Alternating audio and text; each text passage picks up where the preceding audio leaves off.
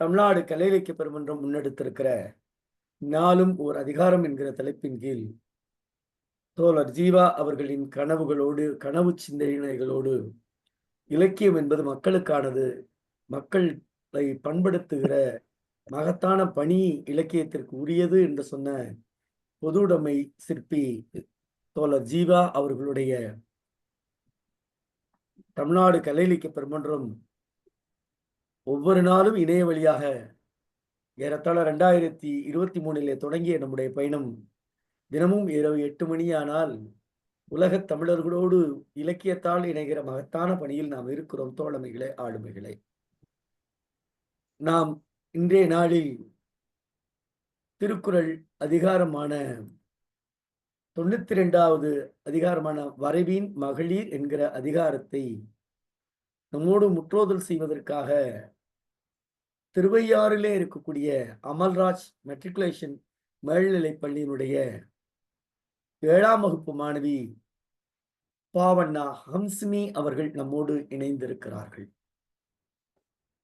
இதற்கு உரைப்பொழிவு செய்வதற்காக நாம் முன்னமே சொன்னது போல தமிழகத்தில் சுதந்திரம் அடைவதற்கு முன்பாகவே ஒரு தமிழ் கல்லூரியால் பெருமை சேர்த்த மகத்தான கல்லூரி கரந்தை தமிழில்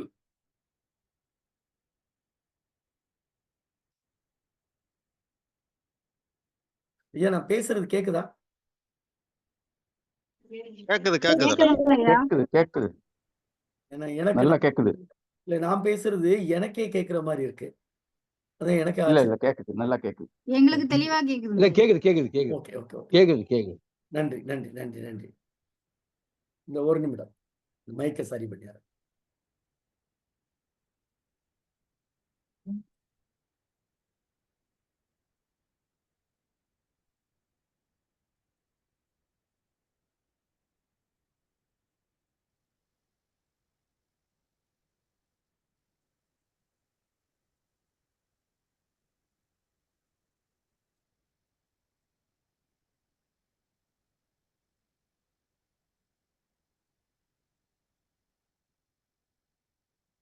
போயிடலாம்.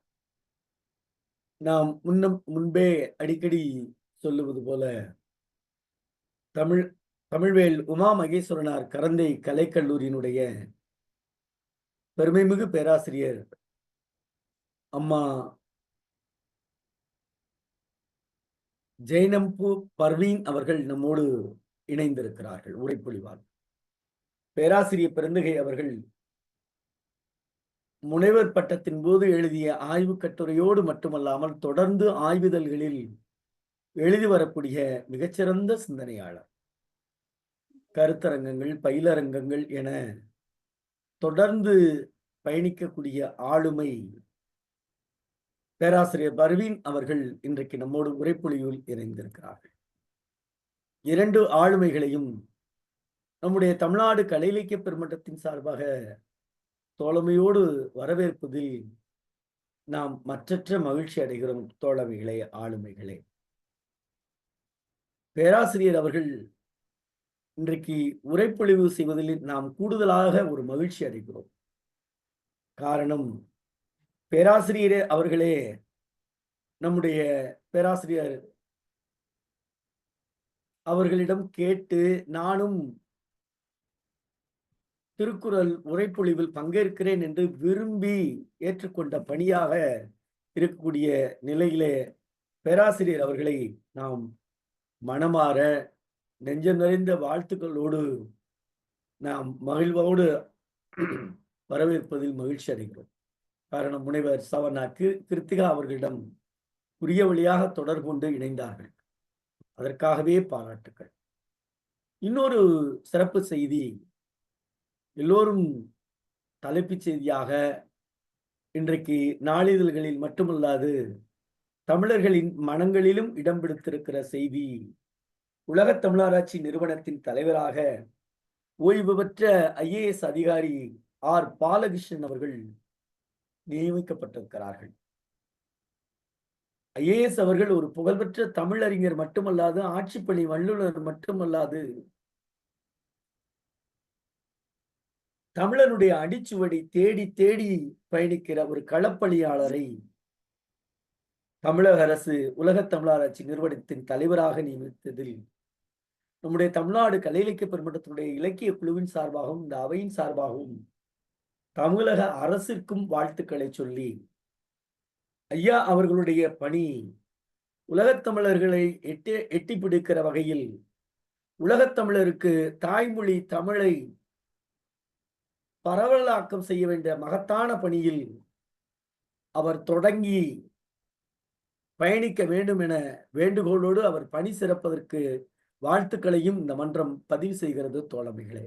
காரணம், சமீபத்தில் தவத்திரு குன்றக்குடி அடிகளாருடைய 100ஆண்டு விழாவை நாம் தேவகோட்டையிலே கலை இலக்கிய பெருமன்றம் முன்னெடுத்து ஒரு மக்கள் கலை விழாவாக இரவு முழுவதும் நாம் நடத்தினோம். அதிலே ஐஏஎஸ் அவர்கள் கலந்து கொண்டு ஒரு நீண்டதொரு நெடிய உரை 52 நிமிடங்கள் பேசினார்கள். 52 நிமிடமும் பேசிவிட்டு சென்ற அந்த பேச்சு இன்னமும் இந்த பகுதி மக்களை மனங்களில் மனம் வீசிக் கொண்டிருக்கிறது. நாம் யாரையாவது சந்தித்தால் அவர்கள் சொல்லுகிற செய்தி, ஏங்க முருகன் அந்த ஐஏஎஸ் ரொம்ப டாப்புங்க, ரொம்ப டாப்புங்க, அடிகளாரை வச்சுட்டு இப்படி ஒரு ஸ்பீச் ரொம்ப டாப் அப்படின்னு சொல்லுகிற வகையில் தமிழனுடைய அறிவியல் சார்ந்த சிந்தனைகளை தவத்திரு அடிகளார், பெரிய அடிகளாருக்கும் அவருக்கும் இருக்கக்கூடிய நெருங்கிய தொடர்பை, தமிழ் படித்தால் இந்திய ஆட்சி பணிக்கு தகுதி இல்லாதவர் என்கிற நிலையை சொன்ன இந்த சமூகத்திற்கு ஆணி அடித்தார் போல தமிழ் படித்தவன் உயர் பதவியை அடையலாம் என்று வாழ்ந்து காட்டிய மாமனிதர் நம்முடைய உலகத் தமிழாராய்ச்சி நிறுவனத்தினுடைய தலைவராக பொறுப்பேற்றிருக்கக்கூடிய திரு ஆர் பாலகிருஷ்ணன் ஐஏஎஸ் அவர்கள். அவர்களுக்கு இந்த நாளும் ஒரு அதிகாரம் என்கிற அவையின் சார்பாகவும் வாழ்த்தை சொல்லி முதலில் முற்றோதல் செய்ய வருமாறு அருமை மாணவி அவர்களை தோழமையோடு அழைக்கின்றோம். மாணவியே வருக, முற்றோதல் தருக. அனைவருக்கும் வணக்கம். என் பெயர் பா ஹம்சினி. நான் அமல்ராஜ் மெட்ரிக் மேல்நிலைப் பள்ளியில் 7ஆம் வகுப்பு பயின்று வருகிறேன். இன்றைய அதிகாரம் 92 வரைவின் மகளிர். அன்பின் விளையார் பொருள் விளையும் ஆய்த்தொடியார் இன்சொல் இழுக்கு தரும். பயன் தூக்கி பண்புரைக்கும் பண்பின் மகளிர் நயன் தூக்கி நல்லாவிடல். பொருட்பெண்டிர் பொய்மை முயக்கம் இருட்டறையில் ஏதிற் பிணம்தளியி எற்று. பொருட்பொருளார் புன்னலம் தோயார் அருட்பொருள் ஆயும் அறிவினவர். பொது நலத்தார் புன்னலம் தோயார் மதிநலத்தின் மாண்ட அறிவினவர். தன்னலம் பாரிப்பார் தோயார் தகை செருக்கி புன்னலம் பாரிப்பார் தோள். நிறை நெஞ்சம் இல்லார் தோய்வர் பிறர் நெஞ்சில் பேணி புணர்பவர் தோள். ஆயும் அறிவினார் அல்லார்க்கு அணங்கென்ப மாய மகளிர் முயக்கு. வரைவிலா மாநிலையார் மென்தோள் புரைவிலா பூரியர்கள் ஆளும் அலறு. இருமணப் பெண்டீரும் கல்லும் கவரும் திருநீக்கப்பட்டார் தொடர்பு. நன்றி. அருமை மாணவி பாவனா ஹம்சினி அவர்களுக்கு நெஞ்சம் நிறைந்த வாழ்த்துக்கள். உங்கள் பெற்றோர் பெயர் சொல்லுங்கடாமா. பாண்டியன். பாண்டியன் கோமதி. பாண்டியன் கோமதி இணையருடைய அருமை மகள் சாவண்ணா கிருத்திகா மாணவிக்கு நெஞ்சம் நிறைந்த வாழ்த்துக்களை பாராட்டுகளையும் சொல்லி முனைவர் சாவண்ணா கிருத்திகா அவர்களுக்கும் இந்த நேரத்தில் நாம் பாராட்டுகிறோம். காரணம், ஒரு மாணவியை அழைத்து தன் இல்லத்திற்கே அழைத்து அவர்களே அதற்காக எல்லா ஏற்பாடுகளும் செய்து கொடுத்து ஒரு தமிழ் பேராசிரியருக்கே உரிய பாங்கு. காரணம், எல்லாம் நினைக்கலாம், என்னடா வேற பேராசிரியர் செய்ய மாட்டீங்களா அப்படின்னு ஒரு கேள்வி வரலாம். தமிழ் பேராசிரியருக்கு ஒரு கூடுதல் சிறப்பு என்னன்னா, ஒரு தாய்மை உள்ளத்தோடு எதையும் அணுகுவார்கள். அந்த அடிப்பு அது ஆணா இருந்தாலும் சரி, பெண்ணா இருந்தாலும் சரி. நாமளே பிள்ளைங்கள் அழைக்கிறது மகளே மகனே என்றுதான் அழைப்போம். அவங்களாம் நம்முடைய குழந்தைகள் என்றுதான் பார்ப்போம். அந்த அளவில் இன்றைக்கு உங்களை இந்த அரங்கில் பங்கேற்க செய்த அருமை பேராசிரியர் அவர்களுக்கு, ஹம்சினி குடும்பத்தாருக்கும், அவர் பயிலக்கூடிய பள்ளிக்கும், அவர் பள்ளியினுடைய தலைமை ஆசிரியர், தமிழாசிரியர் உள்ளிட்ட ஏனைய ஆசிரியர் பெருமக்களுக்கும் இந்த மன்றம் வாழ்த்தை பதிவு செய்து முறையாக இதற்கு சொன்ன அதிகாரத்திற்கு உரைப்பொழிவு செய்ய வருமாறு ஜெய்னம்பு பர்வீன் முனைவர் அவர்களை தோழமையோடு அழைக்கின்றோம். பேராசிரியரே, நன்றி ஐயா. வருக, உரைப்பொழிவு தருக. வணக்கம் ஐயா. கேட்கிறதா? நான் பேசுவது கேட்குதா? கேட்குது பேராசிரியர். தமிழ்நாடு கலை இலக்கிய பெருமன்றம் முன்னெடுத்து செல்லும் திருக்குறள் நாளும் ஒரு அதிகாரம் இணைய வழி தொடர் நிகழ்வில் அதிகாரம் 92 வரவின் மகளிர் அதிகாரத்தை எனக்கு அளித்தமைக்கு நன்றி. இந்த அமர்விற்கு, இந்த சிறப்பு பொழிவிற்கு என்னை அறிமுகம் செய்து வைத்த தோழி கிருத்திகா அவர்களுக்கும் என்னுடைய நன்றியை தெரிவித்துக் கொள்கிறேன்.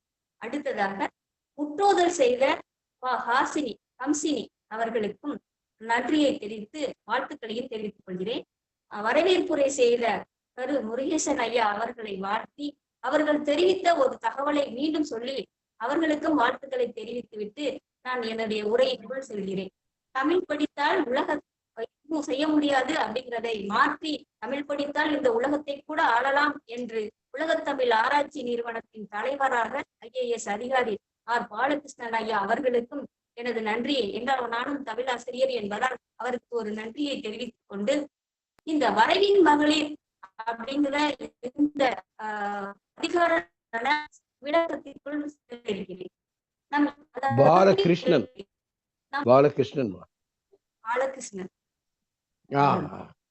தம் இன்பத்திற்கு ஐயா, நீங்க பேசுங்கம்மா. பாலகிருஷ்ணன் ஐயா பேசுங்க. தம் இன்பத்திற்கு உரியவர் இன்னார் என்று வரைமுறை இல்லாது தமது நலத்திற்கு விலை கொடுப்பார் யாவர்க்கும் தம்மை விற்க துணிபவர் பொதுமகளிர் அப்படின்னு சொல்லிட்டு இந்த வரைவின் மகளிர் என்ற அதிகாரத்திற்கான விளக்கமாக உரையாசிரியர்கள் விளக்கம் குறிக்கின்றனர். இதே விளக்கத்தை தான் பரிமேலழகரும் கூறுகிறார். அதாவது விலை கொடுப்பார்னா யாருக்கும் யாவருக்கும் தன் நலத்தை விலை கொடுக்கக்கூடியவர்கள் எல்லோருக்கும் தன் நலத்தை விற்பதற்கு இந்த ஆகாதவர் ஆனவர் என்றெல்லாம் பார்க்காம வரைமுறை இல்லாமல் செல்லக்கூடிய மகளிரைத்தான் வரவின் மகளிர் என்று பரிமேலழகரும் அதற்கு உரை விளக்கம் தருகிறார். இதுதான் மணக்குடவரும் பருதியாரும் பரிப்பெருமாளும் அவர்களும் கொள்கிறார்கள். அதாவது வரவின் மகளிரை பொதுமகளிர் என்கின்றனர் இந்த அதிகாரத்துக்கு. அது கவியரசர் மற்றும் சற்று வித்தியாசப்பட்டு வேறுபட்டு என்ன சொல்கிறார் என்றால், தன்னுடைய நலத்தை தீர்ப்பதற்கு இவர் நல்லவர் கெட்டவர் என்ற வரம்பில்லாமல் பணம் காரணமாகவே சேர்கின்ற மகளிர் வரவின் மகளிர் அப்படின்னு வரவின் மகளிர் என்ற அதிகாரத்திற்கான விளக்கத்தை கொடுக்கின்றனர். இந்த பொது மகளிர் வரவின் மகளிரது தன்மைகளை பற்றி கூறுவதே இந்த அதிகாரமாக அமைந்திருக்கிறது. அதாவது கணிகியரோடு கலந்தொழுகினால் வரும் குற்றங்களை கூறுதலை இந்த வரவின் மகளிர் என்ற அதிகார விளக்கமாக உரையாசிரியர்களுடைய விளக்கத்தில் இருந்து நம்மளால் புரிந்து கொள்ள முடிகிறது. இதில் ராமாமிர்தம் அவர்கள் மட்டும் வரைமுறை இல்லாமல் பெண்மையை விற்கும் அப்படின்னு சொல்லிட்டு ஒரு சொல்லக்கூடாத ஒரு வார்த்தையை போடுகிறார். அதனால அந்த வரைவு என்பது என்ன அப்படின்னா ஒரு எல்லை, அதாவது எல்லை அப்படின்னா ஒருவனுக்கு ஒருத்தி அப்படிங்கிற அந்த எல்லையை இல்லாமல் வாழக்கூடியவர்கள், அந்த எல்லைக்குள் நில்லாதவர்கள் அப்படின்ற பொருள்ல நாம எடுத்துக்கொள்ளலாம். இதைத்தான் வரதராஜர் குழந்தையும் அவர் எல்லோருமே அந்த விளக்கத்தை தான் கொடுக்கின்றனர். அடுத்து முதல் குறளுக்கு போவோம். விளையார் பொருள் விளையும் ஆயுதொடியார் இன்சொல் இழுக்கு தரும் அப்படின்னு முதல் குறள்ல ஒருவனை அன்பின் காரணமாக விரும்பாமல் அவன் தரும் பொருளுக்காகவே விரும்புகின்ற ஆய்ந்தெடுத்த வளையல்களை உடைய விளைமகளிரின் இனிய சொற்களானவை அவனுக்கு பின்னர் துன்பத்தை கொடுக்கும் அப்படிங்கிறார்கள். அது மணக்குடவராக இருக்கட்டும், பருதியார், பரிப்பெருமார், காளிங்கர் எல்லாருமே அதே கருத்தை தான் வலியுறுத்துகின்றனர். அதாவது பரத்தையருடன் செல்லும் பரத்தையர்களுடைய சொல்லக்கூடிய சொல் இனிய சொல். அது எப்படி இனிய சொல் எப்படி இழுக்கை தரும் அப்படின்றதுக்கு கவிரசர் ஒரு விளக்கம் தருகிறார். அவனை விரும்பாமல், அதாவது பொருள் கொடுக்கக்கூடியவர்களிடம் மட்டுமே பொருளை மட்டுமே விரும்பி, அவனை விரும்பல, ஆனா அந்த பொருளை அவன் கொடுக்கக்கூடிய பொருளை மட்டுமே விரும்பி அந்த பொருள் தன்னிடம் வந்து சேரும் வரை அன்பு இருப்பது போல பேசக்கூடிய பேச்சானது அப்போதைக்கு இன்பம் தருவதாக இருக்கும். பின்னர் பொருள் தீர்ந்த பின்னால அவனுக்கு அது தீங்கினையே தரும் என்கிற பொருள்ல அவர் கூறுகிறார். என்னை அதை ஒரு புறநானூற்று பாடல் ஒன்று இருக்கிறது. ஒரு அரசன் சொல்கிறார், என்னை பணிந்து வேண்டுவாரானால் என் அரசு மட்டுமல்ல என் உயிரை கேட்பினும் நான் கொடுப்பேன். ஆனா என்னை அறிவில்லாது இகழ்ந்தான் என்றால் தூங்கும் புலியை எழுப்பிய குருடனைப் போல அவன் உயிர் பிழைப்பதே அரிது. அதே போல யானையின் காலடியில படக்கூடிய அந்த மூங்கில் மொழி போல அவன் அழிந்து விடுவான். நான் என்ன செய்வேன், எதிரி நாட்டு அவனுடைய ஊர் வரைக்கும் சென்று போய் அவனை ஒழிப்பேன். அப்படி நான் செய்யலைன்னா எதற்கு ஆளாவேன் என்று ஒரு சொல்றார். என்னன்னா, காதலற்ற பொதுமகளிரை தழுவிய குற்றத்திற்கு ஆளாவேன் அப்படிங்கிறாரு. அப்ப சூளுரைக்கும் பொழுதாக இந்த பாடல் அமைந்திருக்கிறது. அப்ப இந்த அப்படிப்பட்ட சொல்தான், அப்படிப்பட்டவர்களை சேரக்கூடிய அந்த அவர்கள் சொல்லக்கூடிய அந்த சொல்லானது எப்படி தன் தீமையை தருகிறது அப்படிங்கிறதா மணக்குடவரும் பரிப்பெருமாளும் இதுல எல்லா கருத்தையும் ஒரே கருத்தாகத்தான் சொல்லுகின்றது. ஆனா ஒரு பெண் தேர்ந்தெடுத்த, அதாவது என்ன அதுக்கு இவர் நம்மளுடைய தேப்போமி மீனாட்சி சுந்தரம் மற்றும் அது சற்று வேறுபட்டு அதுல ஒரு பொருளை கூறுகிறார். அது ஒத்துக்கொள்ளக்கூடிய பொருளாகவும் அமைந்திருக்கிறது. அப்பெண் தேர்ந்தெடுத்த நல்ல அணிகளை பூண்டு தோற்ற பொலிவுடன் காணப்படுவாள். அவளது கொஞ்சம் மொழி உள்ளத்திற்கு ரொம்ப கிளர்ச்சியை தருவதாக இருக்கும், இனிமையை தரும். அது அவனை மயக்குகிறது. ஆனால் அவ்வினிய சொற்கள் எல்லாம் அவன் கொடுக்கும் பொருளுக்காகத்தான், அன்பினால் அல்ல. அவள் மகள், அவள் தரும் பணத்திற்காக மயக்கு மொழி பேசுபவள். அதாவது அவனது செல்வத்தை உருகிவிட்டு பின் உதறி தள்ளி விடுவாள். அதன் பின் அவன் கேடு கற்று தெருவில் அடைய வரும் எண்ணக்கம் கொடுக்கிறார். அவன் கொடுக்கும் பொருளுக்காகத்தான் அவர் தன் பெண்மையை தருகிறாள், அது அவனுக்கு தெரியும். ஆனாலும் காம விருப்பத்தினால் அவன் என்ன செய்கிறான், அறிவு தெளிவு இல்லாமல் திரும்ப திரும்ப அவளை நாடி செல்கிறான். இந்த அதனாலதான் அவர் ஆயுதொடியார் என்கிறார். அதாவது என்ற தொடர் மூலமா பொருட்பெண்டிரை தான் அவர் திருவள்ளுவர் குறிப்பிடுகிறார். ஆடவரை அல்லது ஆடவர் உள்ளத்தை ஈர்க்க வேண்டும் என்பதற்காகத்தான் அவள் அணிகலன்களை அணிந்து கொள்கிறாள். அந்த அணிகலன்களை அறிந்து கொள்ளக்கூடியவள் எப்படி பேசுவாளாம், மயக்கு மொழி பேசக்கூடியவள் எப்படி இன்சொல் பேசுபவள், செல்வத்தை பிடுங்கும் வரைக்கும் தான் பேசுவா அப்படின்னு சொல்றாங்க. அதாவது கொஞ்சம் மொழியில் மயக்கி தன் பொது கடமைகளை மறந்து அவன் என்ன செய்வான், செயல்படுவதனால அவனுக்கு வறுமை ஏற்படும், குடும்பத்துக்குள் குழப்பம் ஏற்படுகிறது, உடல் நோயும் ஏற்படலாம், கூறாரோடைய இழிச்சொல்லுக்கு ஆளாவான், போன்ற கேடுகள் விளையும். அதனால்தான் இன்சொல் கேடு விளைவிப்பதாக அமைந்திருக்கிறது அப்படின்னு சொல்றார்கள். இது முதல் குறளுடைய பொருள். அடுத்ததாக பயன் தூக்கி பண்புரைக்கும் பண்பின் மகளிர் நயன் தூக்கி நல்லா விடல் அப்படிங்கிற அந்த பொருளுக்கு முதல் பொருளில் பொதுமகளோடு சேர்ந்தால் என்ன நேரும் என்று கூறுகிறார் ஃபர்ஸ்ட். அதுக்கப்புறம் இரண்டாவதாக குறளில் அவர்களை இரண்டாவது குறள் என்ன சொல்றா, அவர்களை சேராமல் விட்டு விடுறது நல்லது அப்படிங்கிறாரு. அதாவது தனக்கு கிட்டிய பயனை, யாரு ஆதாயத்தை கணக்கிட்டு அதற்கேற்றவாறு பண்போடு அதாவது பண்பு இருப்பது போல, பண்பு இல்லை உண்மையிலேயே, ஆனா பண்பு இருப்பது போல பேசுவது அந்த பொதுமகளிர். அங்கு பண்பில்லா மகளிர்னு சொல்றாரு. அதனாலதான் அவரை பண்பில்லா மகளிர், பண்பு இருப்பது போல காட்டிக்கொள்ளக்கூடிய பண்பில்லா மகளிர். பொதுமகளிரின் உறவை ஒருபோதும் நம்பி என்ன செய்யக்கூடாது, ஏன் அப்படிங்கிறாரு. மணக்குடவர், பெருமார், பரிமேலழகர் அனைவரும் சொல்லுகின்றனர். ஆனா காளிங்கர் மற்றும் அதில் வேறு புறத்திலே நெறியாக இருப்பது போல் காட்டிக்கொள்வார். புறத்திலே நெறியாக இருப்பது போல அவள் காட்டிக்கொள்வார்.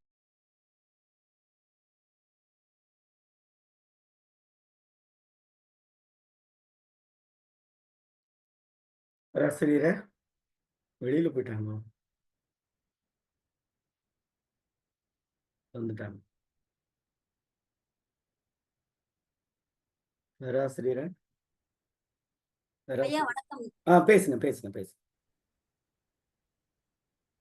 இணைந்துட்டுனா பேசுங்க, கேக்குது, பேசுங்க.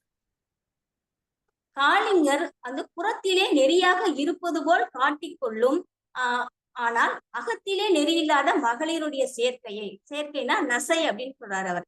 நசைனா இன்னொரு பொருள் நட்பு என்ற பொருளிலும் வழங்கப்படுகிறது. அது வெறும் பொய் நசை, அது நல்ல சேர்க்கை இல்லை என்று சீர்தூக்கி அவரோடு நட்பு செய்யாது ஒழிய வேண்டும் அப்படிங்கிறார். நயன் தூக்கினா என்ன அப்படின்னு நம்ம பார்த்தோம் அப்படின்னா, வஞ்சக பெண்டிரின் உள்நோக்கம் அறிந்து என்று பொருள் கொள்ளலாம் அப்படின்னு சொல்றாங்க. தமக்கு கிடைக்கக்கூடிய பயனை எடை போட்டு பார்த்து அதற்கு தக்க வகையில் பண்புடையவராக பேசக்கூடிய பெண்ணின் தோற்றத்தை நோக்கத்தை அறிந்து சொல்லலாம். வரைவின் மகளிர் அதை பெறுகின்ற வரைக்கும் தன் பண்பாளராக இருப்பது போல பேசுவர். அந்த நோக்கம் எல்லாம் பொருள் பறிப்பதுதான். எனவே அது பொருள் நோக்கிய உறவு என்பதை உணர்ந்து அவருடன் தொடர்பு கொள்ளாமல் நம்ம என்ன செய்யணும், அதற்கு விலகிவிட வேண்டும் என்று சொல்கிறார்.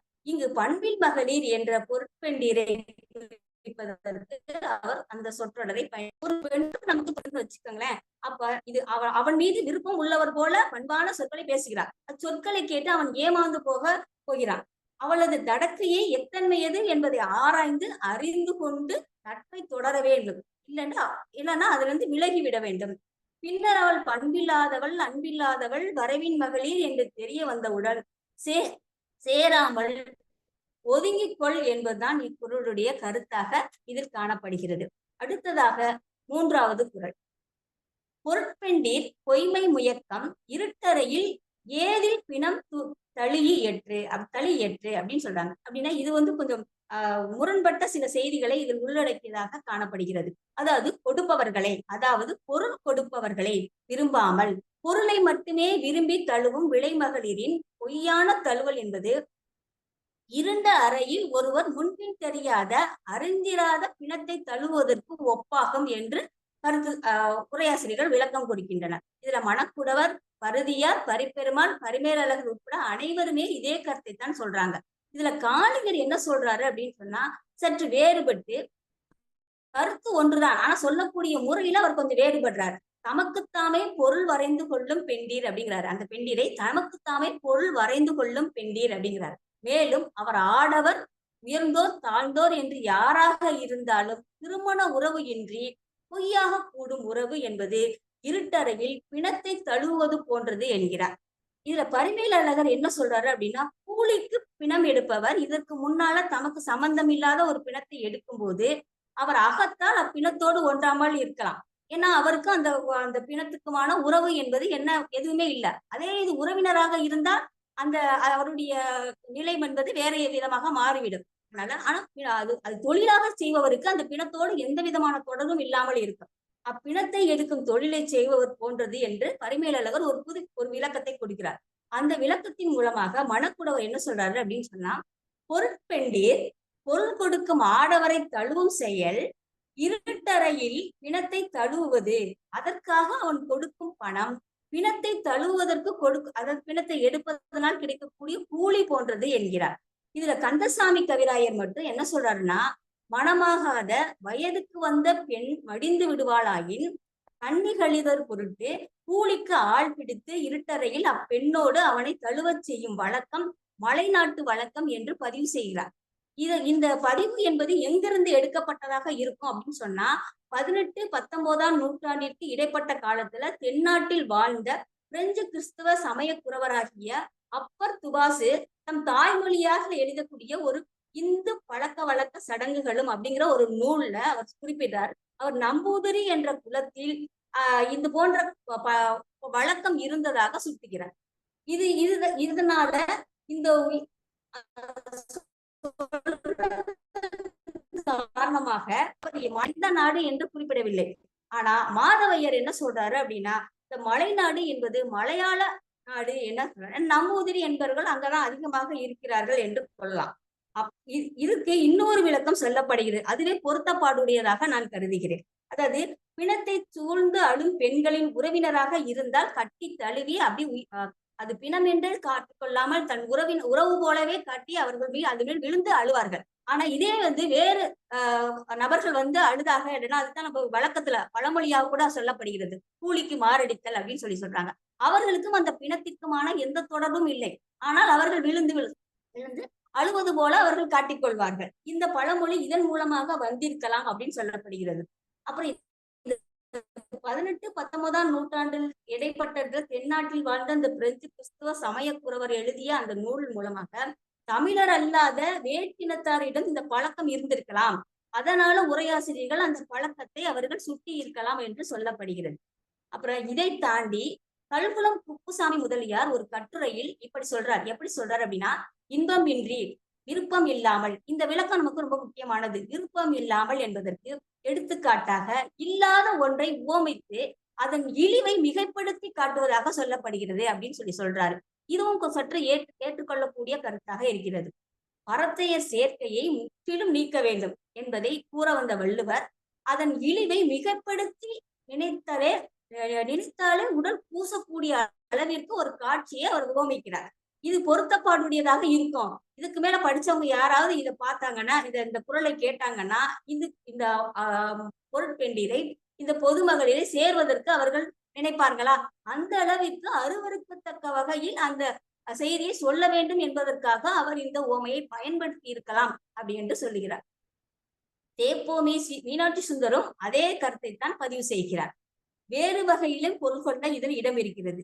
திருக்குறள் குறிப்பாக இவ்வதிகாரம் ஆண்களுக்காக எழுதப்பட்டதுதான். நூல் முழுவதுமே ஒலிப்பது ஆணின் குரல் தான். ஆனால் இக்குறள் நான் ஒரு பெண் என்பதால் இப்படியும் பார்க்கலாம் என்று நான் கருதுகிறேன். எப்படி என்றால், அப்பெண், அதாவது வரவின் மகளிர் பார்வையிலிருந்து இது எழுதப்பட்டதாக நான் உணர்கிறேன். அவள் பொருளுக்காகத்தான் அவ்வாடவனை தழுவுகிறாள்.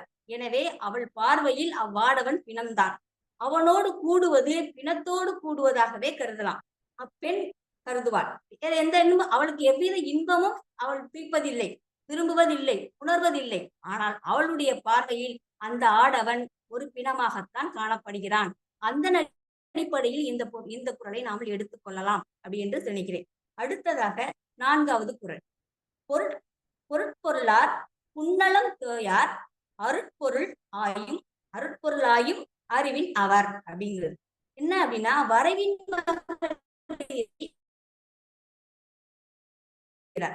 பொருள் ஒன்றையே பொருளாக கொண்ட விருப்பம் இல்லாத அல்லது மகளிரது இழிந்த இன்பத்தை அருளையே பொருளாக கருதும் அறிவுடையவர்கள் குவிக்க மாட்டார்கள் அப்படிங்கிற பொருளை சொல்லப்படுகிறது. இதைத்தான் மணக்குடவர், பாரதியார், பரிப்பெருமாள், பரிமேலழகர் கொத்த கருத்திலேயே எல்லாரும் ஒரே சொல்லுகிறார்கள். இதுல காளிங்கர் மட்டும் அப்போது எல்லாரிடமிருந்து கொஞ்சம் வேறுபட்டு சொல்கிறார். ஆடவரது பொருளையும் சிறுமையையும், அதாவது ஆடவருடைய பொருளையும் பெருமையையும் பார்க்க மாட்டாலாம், சிறுமையையும் பார்க்காம விரும்பாது பொருள் என்று விரும்பி இருப்பவரை அருளை பொருளாக கருதும் அறிவுடையவர்கள் என்ன செய்ய மாட்டார்கள்? சேர மாட்டார்கள். கிட்டத்தட்ட கருத்தான் சொல்லக்கூடிய விதத்தில் வந்துடுகிறார். அவர் என்ன சொல்றாரு அப்படின்னா, இவ்வஞ்சக மகளிருக்கு, இந்த வஞ்சக மகளிர்னா பொருட்பெண்டீர் அல்லது பொது மகளிர், இந்த வரவின் மகளிர், இவ்வஞ்சக மகளிருக்கு பொருளை கொடுப்பதை விட வறியவர்களுக்கு ஈதனால் வரும். இந்த விளக்கம் தான் காளிங்கர் மற்றவர்களிடம் வேறுபடுகிறார். வஞ்சக மகளிருக்கு இந்த பொருளை கொடுப்பதை விட வறியவர்களுக்கு ஈதனால் வரும் இன்பத்தை உணர்ந்த அறிவுடையவர்கள் வஞ்சக மகளிருக்கு பொருளை கொடுத்து இன்பம் தூக்க விரும்ப மாட்டார்கள். அதை என்ன செய்வாங்க? அருளுக்காக பிறருக்கு கொடுத்தோம்னா அதன் மூலமாக அருள் கிடைக்கும் என்று நினைப்பவர்கள் இதற்கு செலவிட மாட்டார்கள் என்ற பொருளில் காளிங்கர் கூறுகிறார்.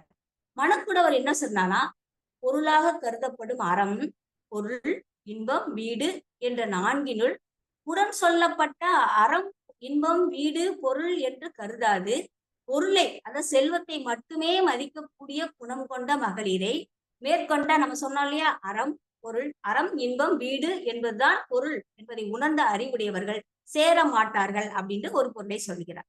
அதாவது இன்பமாகிய பொருளை இழந்து பொருளாகிய பொருளை விரும்பும் மகளிர் தான் பரிமேலழகரும் சுட்டி செல்கிறார். தேப்போமி இதுக்கு என்ன சொல்றாரு அப்படின்னா, வேறு விதமாக ஒரு பொருளை கூறுகிறார்.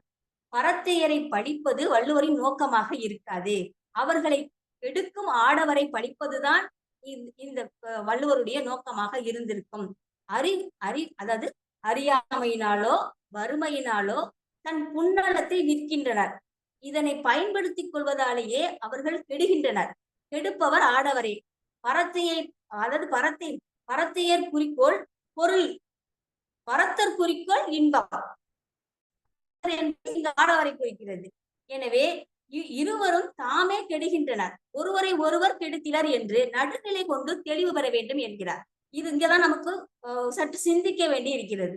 அருள் உள்ளியவர்கள் தன்னிடம் உள்ள பொருளை புன்னலத்தை விற்கும். இன்னொரு விளக்கமும் அவரே இன்னொரு விளக்கமும் தெரியும். எப்படின்னா, அருள் உள்ளவர்கள் தன்னிடம் உள்ள பொருளை புன்னலத்தை விற்க மகளிருக்காகவும் கொடுத்து அதன் மூலமும் அவர்கள் அருளை, ஏன்னா அவருக்கு தேவை, அந்த பெண்ணுக்கு தேவை பொருள்தான் என்றால் அந்த பொருளை கொடுத்து விட்டு அவளை தூக்காமல் விட்டுட்டு அதன் மூலமாக வரக்கூடிய அருளை பெறுவதற்கு முயற்சி செய்வார்கள்.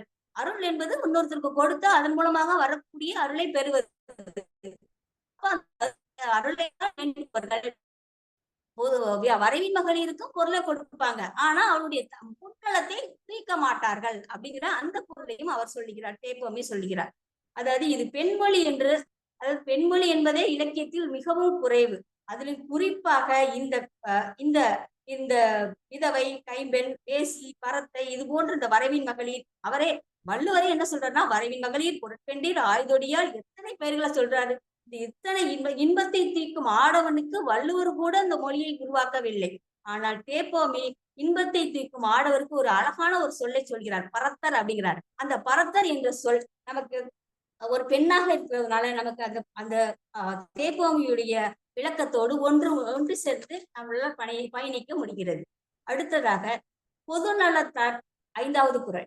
பொதுநலத்தார் புன்னலம் தோயார் மதிநலத்தின் மாண்ட அறிவின் அவர் அப்படின்னு சொல்லி அடுத்த 5வது குறள். இயற்கையாக அறிவால் சிறப்புற்றவர், பொருள் தருவார், எல்லோருக்கும் பொதுவாக இன்பம் தரும் மகளிரின் உண்மையான நலத்தை பொருந்தார் அப்படிங்கிறாங்க. அதாவது மதிநலத்தால் மாட்சிமைப்பட்ட அறிவுடையவர்கள், அறிவுடையவர்கள் எல்லோருக்கும் பொதுவாகிய நலத்தினை உடையவரது புள்ளிய நலத்தை சேரமாட்டார்கள். கிட்டத்தட்ட முன்னால் சொல்லப்பட்ட அதே குறளுடைய பொருள்தான்.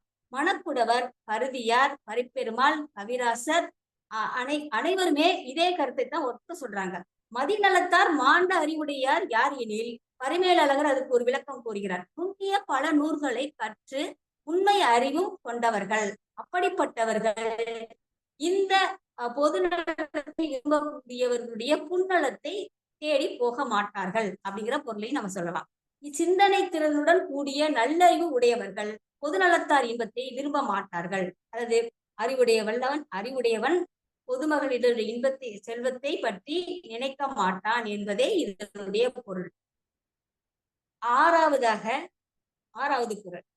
தன்னலம் போயார் தகை செருக்கி புன்னலம் பாரிப்பார் தோல், அழகு முதலியவற்றால் செருக்கு கொண்டு தம் புண்மையான நிலையான நலத்தை விற்கும் பொதுமகளிரின் தோலை தம் நல்லொழுக்கத்தை போற்றும் சான்றோர் பொருந்த மாட்டார்கள். மணக்குடவர், பருதியார், பரிப்பெருமாள், பாலிங்கர், பரிமேலழகர் அனைவருமே ஒத்த கருத்தை தான் விளக்கமாக கூறுகின்றனர். ஆனால் தமிழர் மட்டும் இது வேறுபட்டு சொல்கிறார். ஆடல் பாடல் தம்மை பெருமைப்படுத்தி காட்டி தமது புள்ளிய இழந்த அழகை பல வகையான பொருள் கொடுப்பார், பல வகையிலும் பொருள் கொடுப்பார் அனைவரிடத்தும் பரப்பி விற்கும் பொது மகளிரது தோள்களை தம் நலத்தை வளர்த்து கொண்டு உயர்வடைய விரும்புபவர்கள் தீண்ட மாட்டார்கள், தொடமாட்டார்கள் அப்படிங்கிறாரு. தம்மை நன்மை நாடுபவர் தொடமாட்டார்கள். அறிவொழுக்கங்களாய் வரும் புகழை நாட்டில் பரப்பும் உயர்ந்துடையோர் தீண்ட மாட்டார்கள். தம்முடைய ஆரோக்கியத்தை காத்து கொள்பவர் தழுவ மாட்டார்கள். யாரை? இந்த புதுமகளிரை. தமது உயர்நலத்தை பெருக்க நினைப்பார் அல்லது தமது புகழை உலகிற்கு பரப்ப விரும்புபவர் படிய மாட்டார்கள். யாரிடம்? இந்த வரைவின் மகளிரிடம். பொதுமகளிரின் தோள்களை தொடமாட்டார்கள். அழகு நலத்தால் தம்மை பெரிதாக மதித்து இழிந்த இன்பத்தை பரப்புகின்ற மகளிரின் தோள்களை தனக்குண்டான நலத்தோட்டத்தை காத்து, இப்ப அந்த மாதிரியான பழக்கம் உள்ளவர்களுக்கு நோய்கள் எல்லாம் வரும் என்கிற அவர் தன்னலத்தை காத்து ஒழுகுவோர் நேரார் என்பது இக்குறளின் கருத்து. அந்த கருத்தை வலியுறுத்துவதாக இந்த குறள் அமைந்திருக்கிறது. நிறை நெஞ்சம் இல்லவர் தோய்வர், பிற நெஞ்சில் பேணி புணர்பவர் தோல் அப்படின்னு. அதாவது உள்ளத்தினால் பிறவற்றை விரும்பி உடம்பினால் உணர்பவரது தோள்களை நன்னெறியில் மனதை நிறுத்தும் திண்மை இல்லாதவர்களை தீண்டுவார் என்று நச்சர் கூறுகிறார். அந்த கருத்தை தான், அதாவது என்னன்னா, நிறைந்த அறிவில்லாதவர்கள் தான் இந்த வரைவின் மகளிரை தேடி செல்வார்கள். அப்படி தேடி செல்பவர்களை அந்த வரைவின் மகளிர் தன் மனதுக்கு உகந்த நாயகரை மனதிலே வந்து தன்னை ஒரு ஒரு பொம்மை போல உணர்வர் என மணக்குடவர், பருதியார், பரிமேலழகர் உட்பட அனைவரும் பொருளையே கூறுகின்றனர். அதாவது மன உறுதி இல்லாதவர்கள் பெண்டீரை சேருவர் என்பதுதான் இக்குறளின் கருத்து. அடுத்ததாக ஆயும் அறிவினர், 8வது, ஆயும் அறிவினர் அல்லார்க்கு அணங்கென்ப மாய மகளிர் முயக்கு. அதாவது மூவா என்ன சொல்றாரு அப்படின்னு சொன்னா, வஞ்சம் நிறைந்த பொதுமகளிரின் சேர்க்கை ஆராய்ந்து அறியும் அறிவு இல்லாதவர்களுக்கு அணங்கு மோகினி, அணங்குனா மாய மோகினி தாக்கும் என்பர். மாய மகளிரை இங்க அணங்கு, மாய மோகினி என்றெல்லாம் உரையாசிரியர்கள் குறிப்பிடுகின்றனர். அதாவது மணக்குடவர், பருதியர், இவர்கள் எல்லாமே வஞ்சனையால் மாய பொருள் செய்பவள் அப்படின்னு சொல்லிட்டு அந்த மாய செயல் செய்யக்கூடியவளை பொது மகளிராக சுட்டுகின்றனர். அதாவது இந்த வஞ்சக செயலால் பொருள் வரையும் மாய மகளிரை அவர்கள் இதைத்தான் பரிமேலழகர் என்ன சொல்றாருன்னா, வஞ்சித்தலில் வல்லவரான மகளிரது முயக்கத்தை, அந்த சேர்க்கையை, இது வஞ்சனை என்று ஆராய்ந்து அறியும் அறிவு இல்லாதவர் தான் வஞ்சனை அப்படின்னு சொல்லி நினைச்சு கூட பார்க்காத, அதாவது யோசித்து செய்ய முடியாத தன்மை கொண்டவர் தான். ஆனா அவர்களை அணங்கு தாக்கும் அப்படிங்கிறாரு. இங்க அணங்கு என்பது காம நெறியால் உயிர் கொள்ளக்கூடிய தெய்வ மகள் என்று உரையாசிரியர்கள் விளக்கம் கூறுகின்றனர். சாரங்கபாணி என்ன சொல்றாரு அப்படின்னு சொன்னா, ஆராய்ந்து அறியும் அறிவில்லாதவர்கள் வஞ்சிக்கும் திறன் கொண்ட மகளிரது புணர்ச்சியை அல்லது சேர்க்கையை காமுறு தெய்வத்தின், அந்த மோகினி தெய்வம் அப்படிங்கிறாங்க, அந்த மோகினி தெய்வம் தழுவுவது போல கருதுவர். அதாவது இப்ப நம்ம நடைமுறையில கூட பாத்தீங்கன்னா, அணங்கு என்ற சொல்லுக்கு 2 பொருள் உண்டு. ஒண்ணு தெய்வம், இன்னொன்னு பேய் அப்படிங்கிற 2 பொருளே சொல்லப்படுகிறது. அணங்குகோள் அணங்குனா என்ன அப்படின்னு சொன்னா, இப்ப ஒரு நடைமுறையில ஒரு கதை போல சொன்னோம் அப்படின்னா, கண்டோர் மயக்கும் பேரழகி என்று தேப்போமி விளக்கம் கூறுகிறார். கண்டோர் மயக்கும் பேரழகி ஆடல் கலையில் வல்லவள், அவளுக்கு அதாவது கலையற்ற இன்ப பெருவாழ்வில் நாட்டம், ஆனால் பொருளையே பொருளாக கொண்ட மனநிலையில் வாழ்ந்து வருகிறார். பொதுமகளிர் ஆகிறார். ஒரு குறிப்பிட்ட உயர் பொருள் நிலையில் வாழ்க்கை முறையை அமைத்துக் கொண்ட பின் அதிலிருந்து கீழிறங்கி வர விரும்பமில்லாது, இதனால் தன்னை கூட வருபவர்களிடம் வஞ்சனையால் பெரும் பணம் பறிக்கிறார். இந்த ஒரு செல்வந்தன் இருக்கிறான். அந்த செல்வந்தன் தன் நன்மை தீமை என்று எதுவும் அறியாமல் வாழ்வு நடத்துபவன். அவனுக்கு இந்த அழகிய நடிகையுடன் நட்பு உண்டாகிறது. அதை கிடைத்ததற்கரிய நட்பேராக கருதி அவன் காலடியிலேயே அவன் கிடைக்கிறான். அவளுடைய காலடியிலேயே அவன் கிடைக்கின்றான். அவளது தழுவல் அழகு தெய்வத்தின் அரவணைப்பு போல அவனுக்கு தோன்றுகிறது. அப்போதைக்கு அவனுக்கு தோன்றுகிறது. எப்படி இன்சொல் கெடுதலை தருகிறதோ அது போல இங்கு அவன் அதை தெய்வமாக கருதுகிறான். தெய்வம் தழுவது போன்று அவன் கருதுகிறான். அதை சொல்வதாகத்தான் அங்கு அணங்கு என்ற சொல் பயன்படுத்துகிறார்கள். அவர்களது வஞ்சக மனத்தை அறிய முடியாமல் தனது செல்வத்தை அவளிடம் பெரும் இன்பத்திற்காக, அவளிடம் பெறக்கூடிய இன்பத்திற்காக இழந்து விடுகிறான். இதை உணராமல் இருப்பதாலும் அவரிடமிருந்து விடுபட்டு வர தவிப்பதாலும் அணங்கு என்ற சொல்லை இந்த உரையாசிரியர்கள் பயன்படுத்துவதாக கருத முடிகிறது. அடுத்ததாக 9வது, வரைவிலா மாநிலையார் மென்தோல் குறையில்லா கூறியர்கள் அலறு அப்படிங்கிறாங்க. அதாவது என்ன அப்படின்னா, ஒழுக்க வரையறை இல்லாத பொதுமகளிரின் மெல்லிய தோல் உயர்வில்லாத கீழ்மக்களது ஆழ்ந்து கிடைக்கின்ற நரகமாகும் அப்படின்னு சொல்றாங்க. இந்த பொதுமகளிரை வள்ளுவர் என்னென்ன மொழிகளெல்லாம் சொல்றாரு அப்படின்னா, தன்னுடைய குரல்ல அவர் சொல்லக்கூடிய உரையாசிரியர்கள் சொல்லக்கூடிய வார்த்தைகளை சொல்லலை. பொதுமகளிரே அவர் வரைவின் மகளிர், ஆய்தொடியார், பண்பில்லா மகளிர், பொருட்பெண்டீர், பொருட்பொருளார், பொது நலத்தார், மாய மகளிர் மற்றும் இந்த குரல்ல மாநிலையார் அப்படிங்கிறாரு. இந்த சொல்லாடல்கள் அனைத்துமே வள்ளுவருடைய குரல்ல காணக்கூடிய சொற்றொடர் அப்படின்னு நம்ம நினைச்சுக்கலாம்.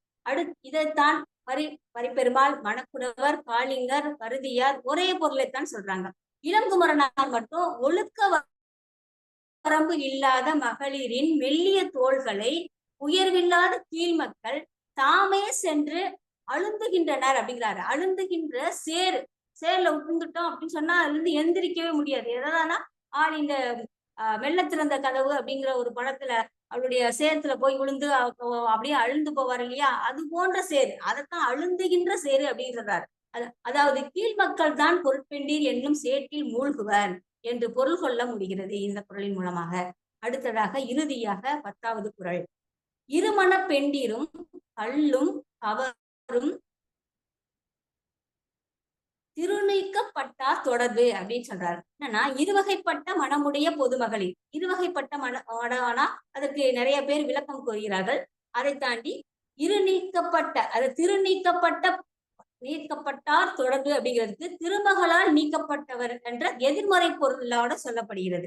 அதாவது மணக்குடவர், பரிப்பெருமாள், பரிமேலழகர், காடிங்கர், மூவார் இவர்களுடைய எல்லாரும் ஒரே கருத்தையே சொல்லுகின்றனர். அதாவது அதாவது இருமண பெண்டீர் அப்படின்னா உள்ளப்புணர்ச்சி ஈரப்புணர்ச்சி ஆகிய இருவகைப்பட்ட மனம் கொண்ட பெண்டீர். இந்த 2 மனம் கொண்ட பெண்டீர் பொதுமகளிர் பொருள் மட்டுமே பொருள் என்று கருதுபவள். ஆதலால் ஒருவன் எவ்வளவு பெரிய செல்வந்தனாக இருந்தாலும் கூடிய விரைவில் அவன் உடைமைகளை அனைத்தையும் அவர்களிடம் இழந்து விடுவான். அதனாலதான் திருமகள் அப்படிங்கிற சொல்றாரு. திரு நீக்கப்பட்டார், அவனோட செல்வம் தங்காது. செல்வம் என்ன செய்யும், அவனை விட்டு புறம் தள்ளி ஓடிவிடும். எவ்வளவுதான் செல்வந்தனாக இருந்தாலும் அந்த பெண்ணிடம் போயிட்டு வந்துட்டா அந்த தன்னுடைய இருக்கிற செல்வத்தை எல்லாத்தையும் இழந்து விடுவான். அதனாலதான் அங்க திரு நீக்கப்பட்டார் அப்படிங்கிற அந்த, அதாவது திருமகளால் நீக்கப்பட்டவரின் அப்படிங்கிற அந்த எதிர்மறை பொருளை சொல்லக்கூடியதாக அமைந்திருக்கிறது. இன்னொன்று சொல்றாரு, கல் அதை அருந்துபவனை மெய் மறக்க செய்கிறது. கல் அருந்துனா அது தன்னை மெய் மறக்க செய்யும். அது அறிவை மெழுங்கடிக்கும் தன்மை கொண்டது. அடிமையானவன் நாளும் குடிக்க வேண்டும் என்றான். குடிச்சவன் வச்சு விடிஞ்சா போச்சுன்னு சொல்லுவாங்க. இரவெல்லாம் சத்தியம் பண்ணுவான், நான் நாளையில இருந்து குடிக்கவே மாட்டேன் அப்படின்னு. ஆனா காலையில போய் குடிப்பான். அப்ப அவனுடைய மீண்டும் மீண்டும் அந்த செயலை செய்ய தூண்டுகிறது. அப்படி மீண்டும் செய்யக்கூடிய அப்ப அந்த இருமண பெண்டீரோட உறவும் பொதுமகளிரோட இந்த கல்லும் இந்த சூதும் ஆகிய இந்த மூன்றுமே என்னன்னா அவன்கிட்ட இருக்கக்கூடிய செல்வத்தை அழிக்கக்கூடிய செயல்களாக சொல்லப்படுகிறது. அதுக்கு இந்த கல் மழுங்கடிக்கும் தன்மை உடையது. கல்லுக்கு அடிமையானவன் நாளும் குடிக்க வேண்டும் என்ற எண்ணத்தால் பொருளையும் தன் உடல் நலத்தையும் நற்பெயரையும் அது போலவே சூதாட்டமும் இந்த பொதுமகளிரோட தொடர்பும், இந்த மூன்றையும் அவர் சொல்லுகிறார். இந்த கல்லுண்ணல் போன்று தொடர்ந்து அவற்றின் மேல் விருப்பம் கொள்ள செய்வதனால் தொடர்ந்து முடி வேண்டான்னு நடிச்சுக்கிட்டு இருப்பான். அடுத்த காலையில போய் குடிச்சிட்டு வருவான். தொடர்ந்து அவனை அதுக்கு மேல விருப்பம் கொள்ள செஞ்சுட்டே இருக்கும். பொருள் இழக்க மேலும் எல்லா பொருளையும் அவன் இழந்து விடுவான். பொருள் இழக்க அவனுடைய இன்னைக்கு அவரே சூதாட்டம், இன்னைக்கு ஜெயிச்சுலாம் நாளைக்கு நம்ம நிறைய ஏதாவது அடிச்சிடும் அப்படின்னு சொல்லிட்டு சூதாட்டம் எந்த அதாவது தன்னை மயக்கக்கூடிய அளவிற்கு, தன் அறிவை மழுங்கடிக்கக்கூடிய அளவிற்கு அந்த செயல் நடைபெறும். இவ்வாறாக பொருள் நிலையும் பொதுமகளுடைய நாட்டம், கல்லுண்ணல், சூதாட்டம் மூன்று வேட்கைகளுமே செல்வம் நீங்குதலுக்கான தொடர்புகளாக இருக்கின்றன. இந்த மூணுமே ஒருத்தன் இருந்துச்சுன்னா அவன்கிட்ட இருந்து அவனுடைய செல்வம் என்ன செஞ்சிடும், போய்கிட்டே இருக்கும் அவங்க அப்படின்னு சொல்றாங்க. இதனாலேயே திருமகளால் நீக்கப்பட்டவர்களின் உறவாகும் என்று வள்ளுவர் குறிப்பிடுகிறார். அதுல மூன்று பல பொருள் இருக்கு. அதுல இன்னொன்னு என்னன்னா கண்டாரால் விரும்பப்படும் தன்மை அப்படின்னு பேராசிரியர் விளக்கம் சொல்லுகிறார்.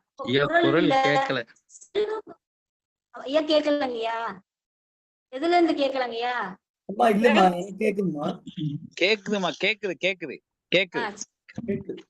அப்படி திருமகளால் அந்த குடல் கடைசியாக இருவகை, அதாவது உள்ள புணர்ச்சி மெய்யிரு புணர்ச்சி, இந்த இருமாக்கு கொண்ட பெண்டீருடைய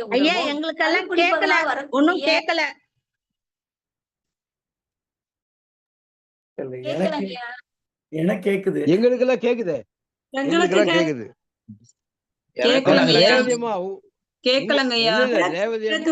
எங்களுக்கு கேக்குதுமா. ரேவதி அம்மாளுக்கு இது இணைய தொல்லை, எங்களுக்கு கேக்குது.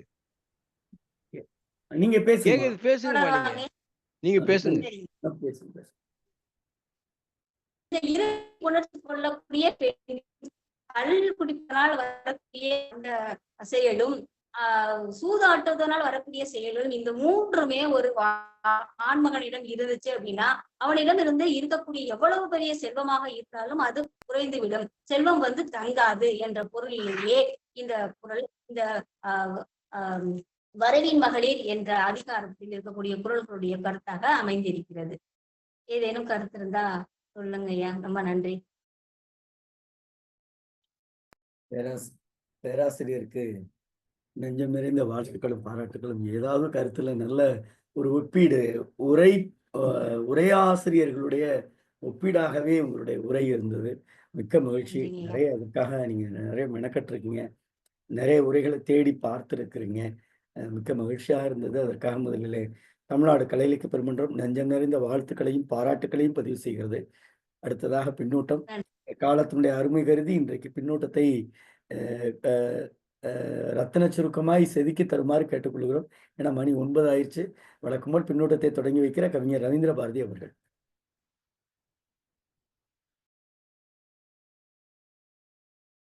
தோழமை நெஞ்சங்களே, உங்கள் அனைவருக்கும் என்னுடைய அன்பு வணக்கம். முற்றோதல் செய்த மனைவி, அருமை பேத்தி, அழகு பேத்தி, அருமையாக மழலை மொழியில இனிமையாக குரலை 10 குரலையும் அழகாக முற்றோதல் செய்திருக்கிறார்கள். அவருக்கு என்னுடைய அன்பான வாழ்த்துக்கள். பொழிவு செய்த சகோதரி எல்லா உரையாசிரியருடைய கருத்துக்களையும் தொகுத்து மிக அழகாக ஒரு அருமையான ஒரு ஆய்வுரை போலவே இந்த உரை அமைந்திருக்கிறது. அவருக்கு என்னுடைய நெஞ்சம் நிறைந்த நல்வாழ்த்துக்கள். மிக அழகாக ஒரு சிக்கலான ஒரு அதிகாரம் இது. இந்த அதிகாரத்தை மிக அருமையாக விளக்கி இருக்கிறார்கள். ஒரு பெண் என்கின்ற நிலையிலிருந்தும் இதை பார்த்து மிக அற்புதமாக சொல்லி இருக்கிறார்கள். நம்முடைய தமிழ் சமூகமாகட்டும், இந்திய சமூகமாகட்டும், அல்லது உலக சமூகம் ஆகட்டும், பல்வேறு படிநிலைகளை கடந்து வந்திருக்கிறது. ஒரு தனி உடைமை சமூகத்திலே ஒரு நம்ம தமிழ் சமூகத்துல பண்டை காலத்துல திணை பாகுபாடு இருந்தது. குறிஞ்சி, முல்லை, மருதம், நெய்தல். அந்த குறிஞ்சியில இந்த பிரச்சனை இல்லை, முல்லை நிலத்துல இந்த பிரச்சனை இல்லை, நெய்தல் நிலத்துல இந்த பிரச்சனை இல்லை, பாலையில கூட இந்த பிரச்சனை இல்லை. பாலைக்கு தனிநலம் இல்லை என்றாலும் கூட அங்கு இந்த பிரச்சனை இல்லை. இது எங்க வருதுன்னா மருத நிலத்துல வருது. மருத நிலத்திலே பொருள் உற்பத்தி அதிகரிக்கிறது. உபரி அதிகமாகி ஒரு சிலரிடத்திலே சேருகிறது. ஒரு சிலரிடத்திலே சேர்ந்தவர்கள் நிலக்கிழார்களாகவும் குடித்தலைவர்களாகவும் அரசர்களாகவும் மாறுகிறார்கள். அப்போ உபரி மதிப்பு அதிகமாக சேர சேர சமூகத்தில் ஒரு பிளவு ஏற்படுகிறது.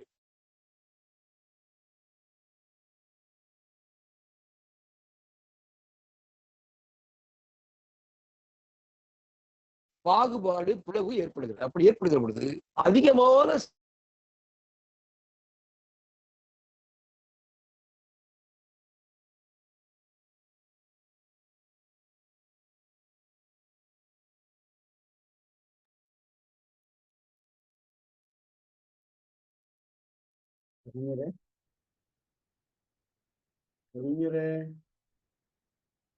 எனக்கு கேட்கல, வேற யாருக்காவது கேக்குதா? இது வேற சட்டச்சிக்கலாயிராம. அவர்கள் இயற்கையாக இருக்கிற நேரமும் வாய்ப்பும் அவருக்கு கிடைக்கும். சமூகத்துக்கு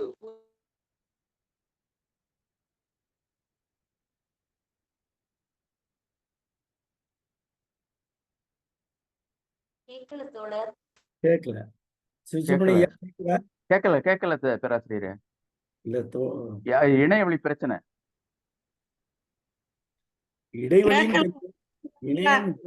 இணையம் இவ்வளவு இடைவெளின்னு இப்பதான் தெரியுது. கவிஞரே, சுத்தி சுத்தி வந்துட்டிய. அதான் வர சுத்தி வருதா?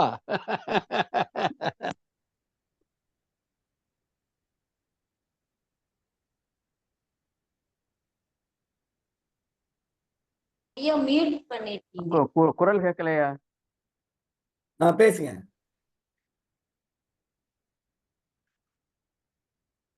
கேட்கல. உங்க வாய் அசைவுதான் அழகா இருக்கு. கேக்குதா? கேக்குது. கேக்குது. அப்போ சமூகத்தை பிடித்த ஒரு நோய் இது. இது ஒரு சமூக நோய். ஒருபுறம் கற்பு, களவு, கற்பு என்று இலக்கியங்களும் வாழ்க்கையிலும் ஒரு நல்ல இல்லற வாழ்க்கை வாழ்ந்து கொண்டிருக்கிற ஒரு சமூகத்தில், இன்னொரு அதுக்கு நேர் எதிரான பொருளை மட்டுமே நோக்கமாக கொண்டு வாழக்கூடிய ஒரு சமூக அமைப்பு இருக்கிறது. இது இந்த சமூகத்தை பிடித்த பெரு நோய். இது எப்பொழுது மாறும்? சமூக மாற்றம் வருகிற பொழுது. ஒரு சமூகத்தில் அதற்கான காரணங்கள் களையப்படும்போது, நீக்கப்படும்போது, சமூக மாற்றம் வருகிற போதுதான் வரும். அதற்கு வரலாற்றிலே உதாரணம் நிகழ்ந்திருக்கிறது. வள்ளுவர் காலத்திலே இந்த சமூக பார்வை வளரவில்லை. இது ஏன்? இந்த சமூக நோய் ஏன் இருக்கிறது? சமத்துவமற்ற சமூகத்தில் ஒருபுறம் மட்டுமே பொருள் நிறைந்திருக்கிற ஒரு இடத்தில் இந்த முறையற்ற அனுபவித்தல், முறையற்ற பாலியல் அனுபவித்தல் என்கிற ஒரு வழக்கம் ஏற்படுகிறது. அது இன்னைக்கு கார்ப்பரேட் கலாச்சாரம் வளர்ந்த பிறகு இந்த வலைதளங்களிலே நல்லது எவ்வளவு இருக்கோ அதை விட அதிகமான இந்த தீய சமாச்சாரங்கள் வந்து நம்முடைய மூளையும் மனதையும் கெடுத்துக் கொண்டிருக்கின்றன. காரணம், பொருள் தேடு அனுபவி. இது ரெண்டு தான். சுரண்டல் சமூக அமைப்பில் பொருளை தேடு அனுபவி. அதற்கு ஒரு முறையறையெல்லாம் கிடையாது. வரைவு என்றால் அளவு, வரைவின் மகளிர் என்றால் அளவு கடந்த ஒரு நிலை அல்லது அளவு கடந்த பொருளாசை. வரைவு என்றால் திருமணம் என்ற ஒரு பொருளும் உண்டு. அப்ப திருமணம் இல்லாமல் பொருளுக்காக பிறரிடத்திலே அன்பு செலுத்தி, பொய்யாக அன்பு செலுத்தி, பொருளின் மீது மட்டுமே நாட்டம் கொள்ளக்கூடிய ஒரு சமூக பிரிவினர். இந்த சமூக பிரிவினர் எதன் காரணமாக உருவானார்கள் என்பது வள்ளுவர் காலத்தில் அந்த அறிவெல்லாம் வளரல. அந்த சமூக அறிவியல் வளர்ச்சி பெறவில்லை. ஆனால் இந்த சமூக தீமையிலிருந்து, இந்த சமூக நோயிலிருந்து சமூகம் பாதுகாக்கப்பட வேண்டும் அக்கறையினால் இந்த அதிகாரத்தை எழுதியிருக்கிறார். இப்படித்தான் நாம் பார்க்கணும். ஆனால் இது களையப்பட முடியுமா? முடியும். நம்ம காலத்துல 20ஆம் நூற்றாண்டுல சோவியத் யூனியன்ல புரட்சி நடந்து ஆட்சி அமைந்த பிறகு இந்த விலைமகளிருக்கெல்லாம் அவர்களை எல்லாம் அழைத்து அவர்களுக்கு உளவியல் ரீதியான சிகிச்சை அளித்து அவர்களுக்கு மாற்று பணிகள் கொடுத்து அந்த பரத்தவை நிலையை, கணிகைய நிலையை, விரைவாத நிலையை மாற்றினார்கள். வியட்நாமிலே வட வியட்நாம் வெற்றி பெற்று சோசலிஸ்ட் சமூகத்தை அமைத்தது. தென் வியட்நாம் போராடி கடைசியில அதையும் வென்றார்கள். அந்த தென் வியட்நாம் என்பது முதலாளித்துவ சார்புடைய நாடாக பகுதியாக இருந்தது. அங்க இருக்கக்கூடிய விலைமகளை எல்லாம் சோவியத் யூனியன் செய்தது போலவே அவர்களுக்கு உளவியல் பயிற்சி கொடுத்து மாற்று பணிகள் கொடுத்து அந்த சமூக அமைப்பை மாற்றினார்கள். அப்ப வள்ளுவர் காலத்துல இதெல்லாம் வளர்ச்சி அடையல. இது பின்னாடி மார்க்சியம் தோன்றி அது நடைமுறைப்படுத்தப்பட்ட பிறகு ஏற்பட்டது. ஆனால் இந்த சமூக தீமையிலிருந்து நம்முடைய இளைஞர்கள், நம்முடைய சந்ததியினர் பாதிக்கப்படக்கூடாது என்ற நல்ல நோக்கத்தில் வள்ளுவர் இதை படைத்திருக்கிறார். ஆனா ஆண்களுக்கு மட்டும்தான் இவர் சொல்றார். ஏன்னா ஆண்கள் தானே அங்க போறான் அது சொல்றாரு. அது நம்ம இப்படிதான் பார்க்கணும். எனவே மிக நல்ல ஒரு சிறந்த அதிகாரம். இந்த அதிகாரத்தை நம்முடைய பர்வீன் அவர்கள் மிக அருமையாக தேர்ச்சியாக கையாண்டு எந்தவித ஒரு இதுவும் இல்லாமல் நல்ல நடுநிலையோடு நின்று ஆராய்ச்சி செய்து அழகான தமிழில் ஒரு உரைப்பொழிவு, ஒரு கல்லூரியிலே நாம போய் பாடம் கேட்கிறது மாதிரி அருமையாக சொல்லியிருக்கார்கள். அவருக்கு என்னுடைய வாழ்த்துக்கள். இந்த வாய்ப்பை ஏற்படுத்தி கொடுத்த தமிழ்நாடு கலை இலக்கிய பெருமன்ற இலக்கிய குழுவுக்கும் அதன் பொதுச் செயலாளர் அவர்களுக்கும் பின்னோட்டம் இருக்கக்கூடிய அருமை தோழர்களுக்கும் உலகம் முழுதும் பார்த்து கேட்டு அனுபவித்துக் கொண்டிருக்கிற தமிழ் நெஞ்சங்களுக்கும் அன்பு, நன்றி, வணக்கம், வாழ்த்துக்கள். நன்றி கவிஞர் அவர்களே. அடுத்ததாக பின்னூட்டம் தருமாறு சிவசுப்பிரமணிய தோழர். அன்பான தோழர்கள் அனைவருக்கும் வணக்கம். இன்னைக்கு முற்றுதல் செய்த கம்சினி மெட்ரிகுலேஷன் மாணவியா அப்படின்னு ஒரு ஆச்சரியம் தோன்றி, அந்த அளவுக்கு உச்சரிப்பு ரொம்ப அருமையா இருந்துச்சு. அவருக்கு பாராட்டுகளும் வாழ்த்துக்களும். அடுத்து உரைப்பொழிவு ஆற்றிய முனைவர் ஜெய்நம்பி பர்வீன் என்பவர் அருமையான உரைப்பொழிவு தந்திருக்கிறார். உரைப்பொழிவில் இவர் ஜெயித்து விட்டார் என்றே சொல்லலாம். அதாவது வரலாற்று செய்திகளை சொன்னாரு, பல உரைகளுக்கு மத்தியில் வேறுபட்ட உரையை சொன்னாரு. அவருக்கு பாராட்டுகளும் வாழ்த்துக்களும். பொதுவா இந்த அதிகாரமே வரவின் மகளிர் மகளிரை பழிப்பது போல் இருந்தாலும் ஆண்களுக்கு தான் அறிவுரை சொல்லியிருக்கிறார். திருவள்ளுவர் வந்து ஆண்களுக்கு தான் அறிவு.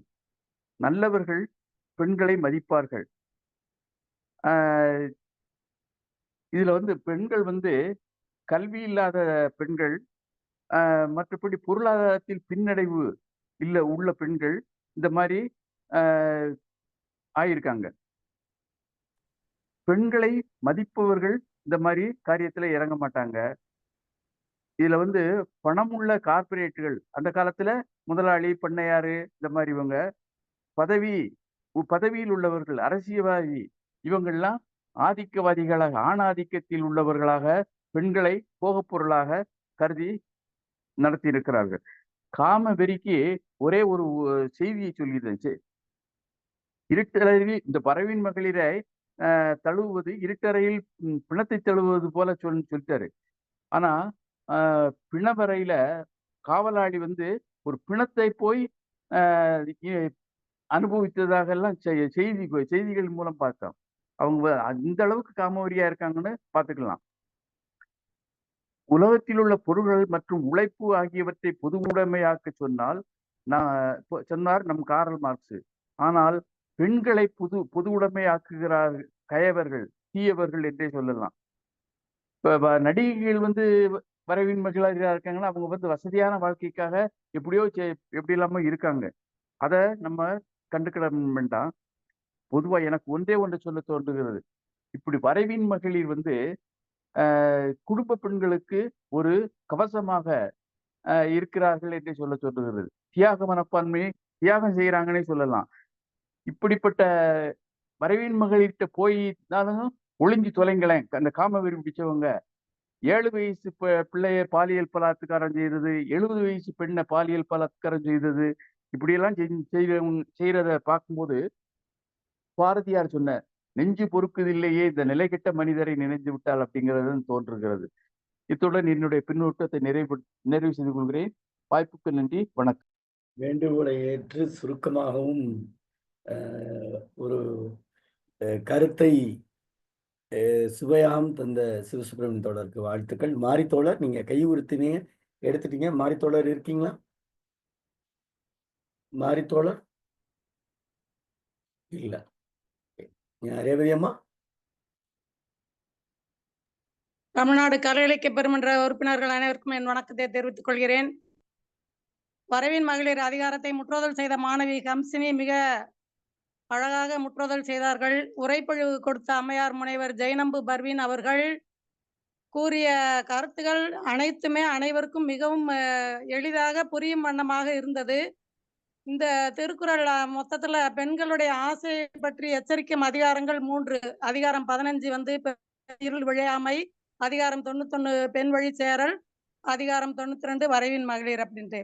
இந்த இதுல வந்து ஆத்திச்சூடியில கூட சொல்லியிருக்கு, மைவழியார் மனை அகல் அப்படின்ற ஒரு வரி தந்திருக்காங்க. அப்புறம் இந்த பழக்க வழக்க சமூகம், இந்த நம்பூதிரி அந்த ஒரு செய்திய ஜெயனம்பு அம்மா சொல்றதுக்கு முந்தைய எங்க வீட்டுல படிச்சுட்டு வந்து அவர் அந்த மாதிரி சொல்லியிருக்காரு. கிராமத்துலலாம் அவனை போக சொல்லு வெங்கம்பய அப்படிம்பாங்க.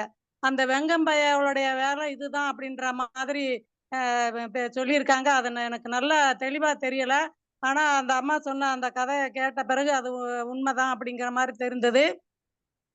இந்த அதிகாரத்துல பொது மகளிரின் இன்சொல் அவனுக்கு கேட்டினையே தரும். அந்த பொது மகளிர்கிட்ட போறவனுக்கு கேட்ட தரும் அப்படின்ட்டு. குணமில்லாத பொது மகளிரை பொருந்தாது இருக்க வேண்டாம் அப்படின்னு அவங்களுக்கு கொடுக்குறாங்க. பொது மகளிர் புணர்ச்சி பொய்யானது. இந்த 3 திருக்குறளும் 3 குறள்களும் அந்த பொது மகளிருடைய சொல்லும் செயலும் பொய் அப்படிங்கிறத காட்டுது. அடுத்து அருளை பொருளாக ஆராயும் அறிவுடையவர் இங்க அவங்க கிட்ட போக மாட்டாங்க. புத்தி கூர்மை உள்ள சிறந்த அறிவாளிகள் பொது மகளிரது புல்லிய நலத்தை பொருந்தார். தன் உடல்நல ஆரோக்கியத்தை காத்து கொள்பவர்கள் விலை மாதருடைய தோள்களை தழுவ மாட்டார்கள். இது வந்து விலை மகளிரை உயர்ந்தோர் தீண்டார் என்ற ஒரு கருத்தை சொல்லக்கூடிய அடுத்த 3 திருக்குறள்கள். அடுத்து மனத்தை அடக்கும் திறமை இல்லாதவரே விலை மாதரை தழுவார். பகுத்தறிவு இல்லாதவனே விலை மாதருடைய உறவை விட்டு விலக முடியாது இருப்பான். விலை மாதருடைய மெல்லிய தோள்களை தழுவும் செயலை அக்கீழ் மக்களை புகுந்து அழுத்தும் நரகமாகும். இரு மனமுள்ள விலை மாதர் கள் குடித்தல், சூதாட்டம், இந்த 3மே திருமகளாகிய லட்சுமியால் விளக்கப்பட்ட உறவுகள் அப்படின்னு கொடுத்திருக்கு. இந்த 4 குறள்களும் விலை மாதரோடு சேர்வார் இழிந்தவர்கள் அப்படிங்கிற அந்த கருத்தை சொல்லுது. நம்ம ஜெயன்பு பர்வீன் அம்மா அவர்கள் மிக தெளிவாக நிறைய பேர் சொன்ன உரைகள்ல இருந்து அவங்களுக்கு லேசா இணையம் குறுக்க வந்தாலும் மிக அருமையாக சொல்லி முடித்தார்கள். வாய்ப்பு கொடுத்தமைக்கு நன்றி. நன்றி தோழமையே. அரசல்லியம்மா, எல்லோரும் அனைவருக்கும் வணக்கம். பிறகு பின்னோட்டத்தை குறித்த நேரத்திற்குள் முடிக்கவும். நன்றி. அனைவருக்கும் வணக்கம். இன்று முற்றோதல் செய்த மாணவிக்கு வாழ்த்துக்கள், பாராட்டுக்கள். அடுத்து இன்றைய உரையாசிரியர் நிறைய செய்திகளை சேகரித்து நிறைய உரையாசிரியர்களின் கருத்துக்களோடு ஒப்பிட்டு இன்றைக்கு அந்த வரைவின் மகளிர் அதிகாரத்துக்கு பெருமை சேர்த்துள்ளார். அந்த பழங்குடியினத்தவரோட பழக்கம் சொன்னாங்க, அது எனக்கு புதிய செய்தியாக இருந்துச்சு. பொதுவாகவே திருமணத்திற்கு முன் இறந்து போகின்ற ஆணோ பெண்ணோ அவர்களுக்கு கன்னி கழிக்கணும்ட்டு கல்யாணம் பண்ணுவாங்க, எருக்கு மாலை போட்டு. அதுதான் நான் கேள்விப்பட்டிருக்கேன். இந்த இது புதுசா இருந்துச்சு. இந்த வரைவின் மகளிர் யாருன்னா இந்த 2ஆம் தாரமா கல்யாணம் பண்றவங்க, தவறான நடத்தை உள்ளவங்க, விலை மாதர்கள், அவங்களோட பண்பு தான் இதுக்கு பொருந்தும். அது சில பெண்களே அதுல அறிவுடையவர்கள் அவங்கள்ட்ட எப்படி நடந்துப்பாங்க, அறிவு இல்லாதவர்கள் எப்படி நடந்துப்பாங்க அப்படின்றதுதான் இன்றைய கருத்து. பெண்களை பற்றி அவர் வள்ளுவர் கூறினாலும் ஆண்கள் தவறு செய்யக்கூடாது அப்படின்றத சுட்டி காட்டியிருக்காரு. ஏன்னா வள்ளுவரோட கருத்துக்கள் எக்காலத்தும் பொய்யாகாது. அதை மேலோட்டமாக பார்க்கும் பொழுது ஒரு ஆதங்கம் இருந்தாலும் அதை ஆழ்ந்து நோக்கும் போது ஆண்களுக்கான அறிவுரை, குடியை கெடுக்கும்னு போர்டு வச்சாலும் ஆண்கள் திருந்தறது இல்ல. அது மாதிரிதான் இதுவும். தவறு செய்யறதுன்னு ஆண்கள் தான், தண்டனை பெண்களுக்கு தான். ஏன்னா இங்க பார்த்தா பெண்களோட அந்த செயல்கள் எல்லாம் இழிவானதுன்னு தான் சுட்டி காட்டப்பட்டுள்ளது. மேலோட்டமா ஆணாதிக்கம் தெரிந்தாலும் அதுல ஆழ்ந்து படிச்சோம்னா ஆண்களுக்கு தான் புத்தி சொல்லியிருக்காரு. தீ சுடுன்னு தெரிஞ்சும் விட்டில் பூச்சிகளா ஆண்கள் இருக்காங்க. இதுல ஒரு 2 விஷயம். 3வது குறளுக்கு விளக்கம் அந்த பழங்குடியினத்தை வருது, புதிய செய்தி. 8வது குறள் பார்த்தா ரத்த கண்ணீர், காந்தாவோட அந்த கதாபாத்திரம் தான் நினைவுக்கு வந்தது. இதுல மாதவி நடன மங்கையாக இருந்தாலும் அவ கற்புக்கரசி. இந்த இதுல விதிவிலக்கா வர்றா. மற்றபடி உரையாசிரியரோட கருத்துக்கள், தேடல்கள், சொல்லிய விதம் அனைத்தும் புதுமை, அருமை. வாய்ப்புக்கு நன்றி, வணக்கம். அரசல்லியம்மாவுக்கு ஏன் ஆண்கள் மீது இவ்வளவு கோபம்னு எனக்கு தெரியல. கடுமையான விமர்சனம். நன்றி நன்றி. உண்மையதான் சொல்லியிருக்கேன். ஒரு சில ஆண்கள், பெரும்பாலானோர் நல்ல ஆண்கள் தான், பெண்மையை மதிக்க கூடியவர்கள், மனைவிகளை அன்பாக பார்த்து கொள்ளக்கூடியவர்கள், உயர்வுக்கு பக்கபலமாக இருக்கிறார். அவர்களையும் பார்க்கிறேன். எப்பொழுதுமே ஒரு சிலரால வரக்கூடிய களங்கம் தான் பெருசா பேசப்படும், பெண்ணினமா இருந்தாலும் ஆணினத்திலும். அதுதான் உண்மை. இல்ல தோழர், நான் சொன்னேன் எங்க வீட்டம்மா பக்கத்துல இருக்காங்க. நான் சொன்னேன், ஏன் பெண்கள் மட்டும் ஆண்கள் தான் இப்படி சேட்டை பண்ணுவாங்களா அப்படின்னு கேட்டுக்கிட்டு இருந்தேன். இதுல என்னங்க வேண்டி கிடக்கு, எதுவும் சொன்னீங்கன்னா சண்டை நாரி போயிரும், பேசாம இருந்துட்டேன். நன்றி தோழர். சாத்தூர் கணேசன் தோழர், வணக்கம். சொல்லுங்க. தோழமைகள் அனைவருக்கும் வணக்கம். இன்று முற்றோதல் செய்த மாணவி மிகவும் சிறப்பாக சொன்னார்கள். அவர்களுக்கு நம்மளுடைய வாழ்த்துக்களை தெரிவித்துக் கொள்வோம். அதேபோல் உரைப்பொழிவு நிகழ்த்திய ஜெயன்பு பர்வீன் அவர்கள் மிகவும் நிறைய உரைகளை எடுத்துக்காட்டாக கூறி இந்த அதிகாரத்தை சிறப்பாக சொல்லி முடித்தார்கள். நான் சுருக்கமாவே சொல்லி முடித்து விடுகிறேன். இந்த வரைவின் மகளிர் அப்படிங்கும்போது நம்ம ரவீந்திர பாரதியார் சொன்ன மாதிரி வரைவு என்பது ஒரு திருமணம் என்று வைத்துதான், திருமணம் இல்லாத ஒரு பெண்ணுக்கு வரைவின் மகளிர்னு வச்சிருக்கிறாருன்னு நினைக்கிறேன். இந்த வரைவின் மகளிருடைய குணங்களை பார்த்தீங்கன்னா அவங்ககிட்ட ஒரு அன்புங்கிறதே இருக்காது. அது பொய் அன்பாத்தான் இருக்கும். அதாவது பண்புங்கிறது இருக்காது. அதே மாதிரி பொருளை மட்டும்தான் விருப்பம் இருக்கும். பணமும் பொருள் மட்டும்தான் அவருடைய விருப்பமாக இருக்கும். அதே மாதிரி தழுவுதல் என்று பார்க்கும்போது பொய் தழுவலாத்தான் இருக்கும், போலி நடிப்பாகத்தான் இருக்கும். அதே மாதிரி அவ அழகா இருக்குங்கிறது ஒரு செருக்கு இருந்து கொண்டே இருக்கும். சரி, அழகு இருக்கு, செருக்கு இருக்கு, எல்லாம் இருக்கு, எல்லாம் பண்ணும்போது சரி ஒருத்தன் வந்து சிக்கல அப்படின்னு நினைச்சோம்னா அவனை வஞ்சித்து அவனை எப்படியாச்சும் வந்து நம்ம அவன்கிட்ட இருந்து காசை கொடுங்கணும்னு ஒரு எண்ணம் இருக்கும். அதே மாதிரி இப்ப அவனுடைய எண்ணங்கள்லாம் எப்படி இருக்குன்னா உயர்ந்தவர் கிடையாது, தாழ்ந்தவர் கிடையாது. என்ன இருக்குதோ நம்மளுக்கு தேவை அவன்கிட்ட இருந்து பறிக்கிறதான சூழ்நிலையில தான் இருக்கும். அதே மாதிரி கடைசி குறளை பார்த்தீங்கன்னா இருமனம் என்று ஒண்ணு சொல்றாங்க. இருமனம் என்று சொல்லும்போது உள்ளம் ஒரு பக்கமும் உடம்பு ஒரு பக்கமும் இருக்கிற மாதிரி அவங்களுடைய தன்மை இருக்கும் அப்படின்னு சொல்லி ஒரு பொதுவான கருத்துக்களை சொல்லி ஆண்களுக்கு அறிவுரை சொல்ற மாதிரி இருந்தா கூட நான் சொல்றேன் என்ன சொல்றேன்னா இத்தனை குணங்களும் அந்த வரைவின் மகளிருங்கிற அவர் அறிய சொல்லக்கூடிய தன்மையில் இருக்கக்கூடிய பெண்களுக்கு இருக்கின்றது. அதே போல ஆண்களுக்கு அறிவுரை சொன்னாலும் ஆண்களிலும் இந்த மாதிரி சிந்தனை உள்ள இத்தனை குணங்கள் உள்ளவர்களும் இருக்கின்றார்கள். அது வந்து அப்படியும் இருக்கத்தான் செய்யும். அப்ப இதை வந்து இந்த குறளை வந்து நம்ம இந்த அதிகாரத்தை வந்து 2 விதமாவும் எடுத்துக்கொள்ளணும். இவங்க மட்டும்தான் அப்படித்தான் இருப்பாங்கன்னு சொல்ல முடியாது. இப்ப ஆண்களும் ஒரு சில சமயத்துல இருக்கிறதுக்கான வாய்ப்புகள்லாம் இருக்குது. அப்ப இதை பொறுத்த மட்டில் இருபாலருக்குமே ஒரு பொதுவான கருத்தாக ஒரு அறிவுறுத்தக்கூடிய கருத்தாக எல்லாருமே நன்றாக இருந்து கொண்டால் எல்லாம் நலமாகத்தான் இருக்கும் என்று சொல்வதாக அமைந்த அதிகாரமாகத்தான் நான் நினைக்கின்றேன்.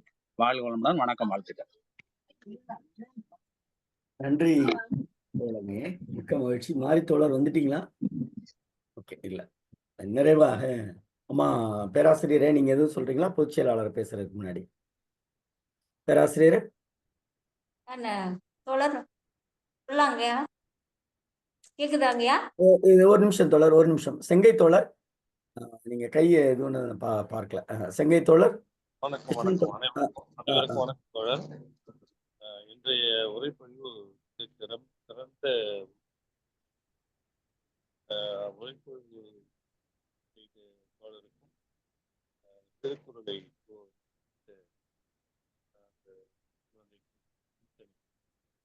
தோழர் நீங்க பேசுறது கேட்கல. செங்கை கிருஷ்ணன் தோழர் கேட்குங்களா தோழர்? இப்ப கேட்குது, பேசுங்க. அந்த முத்தோதல் செய்த குழந்தைக்கும் உரைப்பொழிவு செய்த முனைவர் ஜெயநம்பு பர்வீன் அவர்களுக்கும் இதற்கு நன்றியை தெரிவித்துக் கொள்கிறேன். எனக்கு நான் நிறைய சொல்ல வந்தேன். அதை வந்து இப்பொழுது அந்த சாத்தூரார் வந்து ரொம்ப எளிமையாகிட்டார். ஒரே சிந்தனை கவிஞர்களுக்கு வரும், எழுத்தாளருக்கு வரும், படைப்பாளிக்கு வரும் என்பது இந்த உண்மை. ரொம்ப அழகாக சொல்லிட்டாங்க. ஒன்றே ஒன்று, வரைவின் மகளிர் என்று வள்ளுவன் வைத்தது சுமார் 2000 ஆண்டுகளுக்கு முன்னால. அந்த மகளிரை எட்டு வந்து இன்றைக்கு எடுத்து வந்து நம்ம பொருத்தி பார்ப்பது என்பது அது நம்மால் இயலாத காரியம். அது சரியாக இருக்காது. ஏன்னா அவரு நம்முடைய சாத்துரார் சொன்ன மாதிரி இருவருக்கும் பொதுவாக இருந்தது. அதாவது வரைவின் மகளிர் என்று சொன்னாலும் வரைவின் மகளை நாடி போகின்ற ஆணாக இருந்தாலும் அவன் வரைவின் மகனாக போய்விடுகிறான். அதனால இங்க இவளை மட்டும் தனித்து பார்ப்பது சரியாக இருக்காது என்பதுதான் என்னுடைய கருத்து. ஆக 2 பேருக்கும் இருக்கின்ற ஒரு ஈர்ப்பு அல்லது இக்கட்டு அல்லது தேவை என்பதுதான். ஆணுக்கு மட்டும் தேவையில்லை, பெண்ணுக்கு மட்டும் தேவையில்லை. பெண் என்பவள் வரைவின் மகளின் என்பது போல பணத்துக்காக வருகிறார் என்றால் இவன் எதையோ தேடி போகிறான். ஆக செயல்பாடுகளில் 2 பேருமே ஒன்றுதான். அங்க தனித்து பார்க்க நம்முடைய மனம் இடம் கொடுக்கவில்லை. இதைத்தான் நான் வந்து அந்த ஒரு அருமையான குரல்ல வந்து இரவில் ஒரு பெண்ணை பிணத்தை புணர்ந்தது போல என்ற ஒரு வரியை வந்து வள்ளுவர் சொல்வார். ஆக ஆண் பெண்ணை புணர்ந்தது போல அந்த பெண் இருந்தாலும் சரி, அந்த பிணமாகவே ஆண் மாறி விடுகிறான். அந்த இடத்தில் இருவருமே பிணமாக மாறிவிடார்கள் என்றுதான் நாம் கொள்ள வேண்டும். ஆக ஒருவருக்கு வந்து அவள் மட்டும் பிணமாக இருக்கிறாள், அவன் வந்து மனிதனாக சொல்ல முடியாது.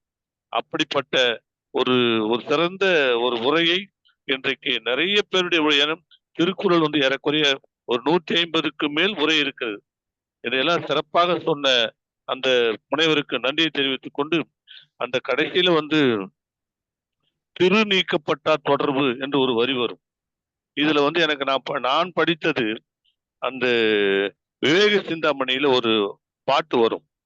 அந்த தோழி அந்த தலைவி தோழியை கேட்பாள், தோழி என்னைக்கு வந்து இந்த விலை மாத நான் எனக்கு காசு கொடுக்குறானுங்க, என்னோட சந்தோஷத்துக்கு கொடுக்குறானுங்க, அது மட்டும் எனக்கு காலையும் விழுந்து போறானுங்களே, என்ன காரணம் அப்படின்னு கேட்பான். அன்னையே தோழி அறந்தனை வளர்க்குமாதே உன்னை ஒரு உண்மை கேட்பேன், உரைத்தறிந்து உரைத்தல் வேண்டும், என்னையே புணருவோர்கள் எனக்கும் ஒரு இன்பம் நல்கி பொன்னையும் கொடுத்து பாத போதின் வீழ்வதேனோ என்று அவர் கேட்பா.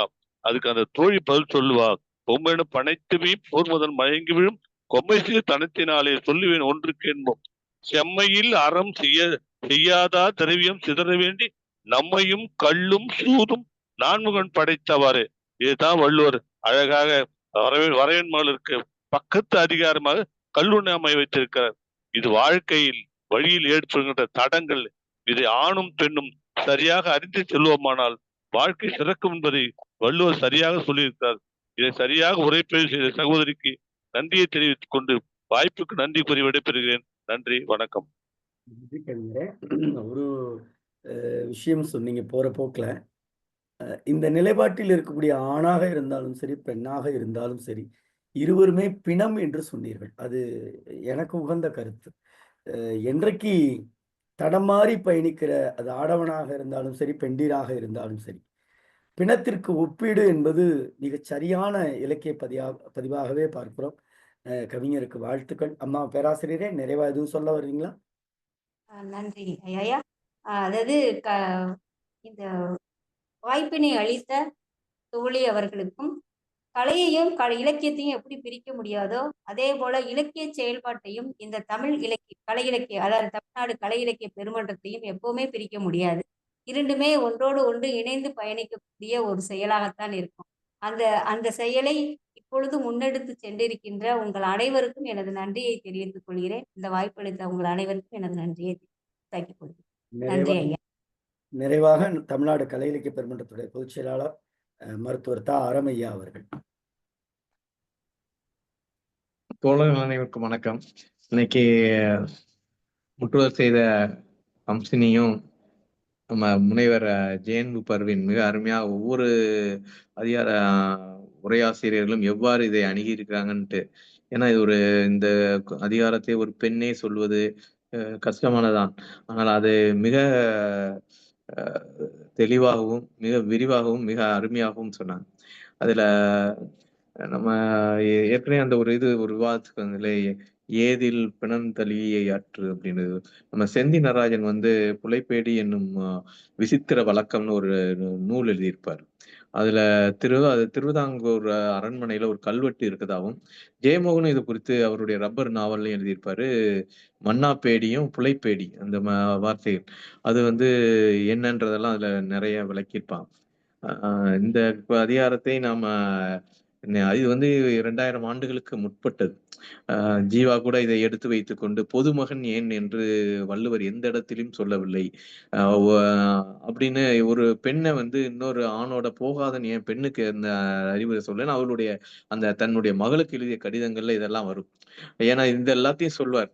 பண்பின் மகளிர், பொருட்பொருள் பெண்டீர், இல்ல மாய மகளிர், வரைவிலா மாநிலையார், இருமண பெண்டீர், இப்படியெல்லாம் சொன்ன வள்ளுவர் ஏன் ஆணுக்கு எந்த வார்த்தையும் சொல்லலன்னு. பிறகு இல்லக்கிழத்தியார்னு சொல்றது, மனைவின்னு சொல்றது, 2வது மனைவி, 3வது மனைவி, வைப்புன்னு சொல்றது, பரத்தைன்னு சொல்றது, இதெல்லாம் அந்த கால வழக்கங்கள். ஆனா காலப்போக்கில் இதெல்லாம் மாறிட்டு வருது. நம்ம இயேசுநாதனுடைய முக்கியமான பாவம் இல்லாதவன் முதல் கல் ஏறிட்டுருவார்.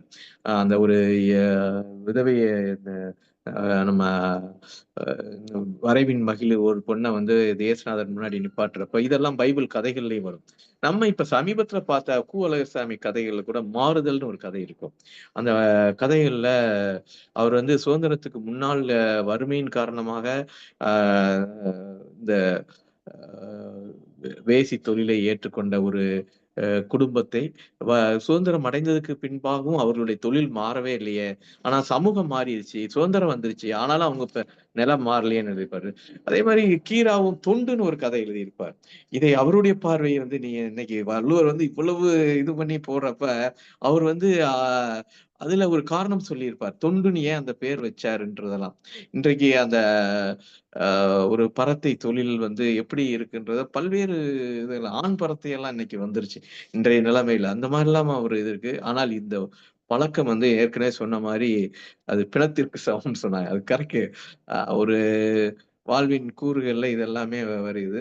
இன்றைய தினம் பாலகிருஷ்ணன் ஐஏஎஸ் அவர்கள் அந்த சிந்துவெளி விட்ட இடம் சங்க இலக்கியம் தொட்ட இடம் அப்படின்னு அவருடைய மிக புகழ்பெற்ற உரை இருக்குது. அந்த அந்த நாகரிகத்தின் அந்த பயணம் அந்த புக்கும் மிக அருமையான புக். அவர் நம்ம தேவகோட்டை நிகழ்ச்சிக்கு கூப்பிட்டப்ப உடனே வாரேன்னாங்க. அவங்கள நம்ம இப்ப அடிக்கடி பயன்படுத்தலாம்னு நினைச்சுக்கிட்டு இருந்தோம். அதனால இப்ப உலக தமிழராட்சி நிறுவனத்திற்கு அவர் தலைவராக இருக்கிறார். இன்னும் நம்ம வாய்ப்புள்ள இடங்கள் எல்லாம் நாம் அழைக்கலாம் அவரை. அவருக்கு தமிழ்நாடு கலை இலக்கிய பெருமன்றத்தின் சார்பாக வாழ்த்துக்களை தெரிவித்துக் கொள்கிறேன். அனைவருக்கும் நன்றி.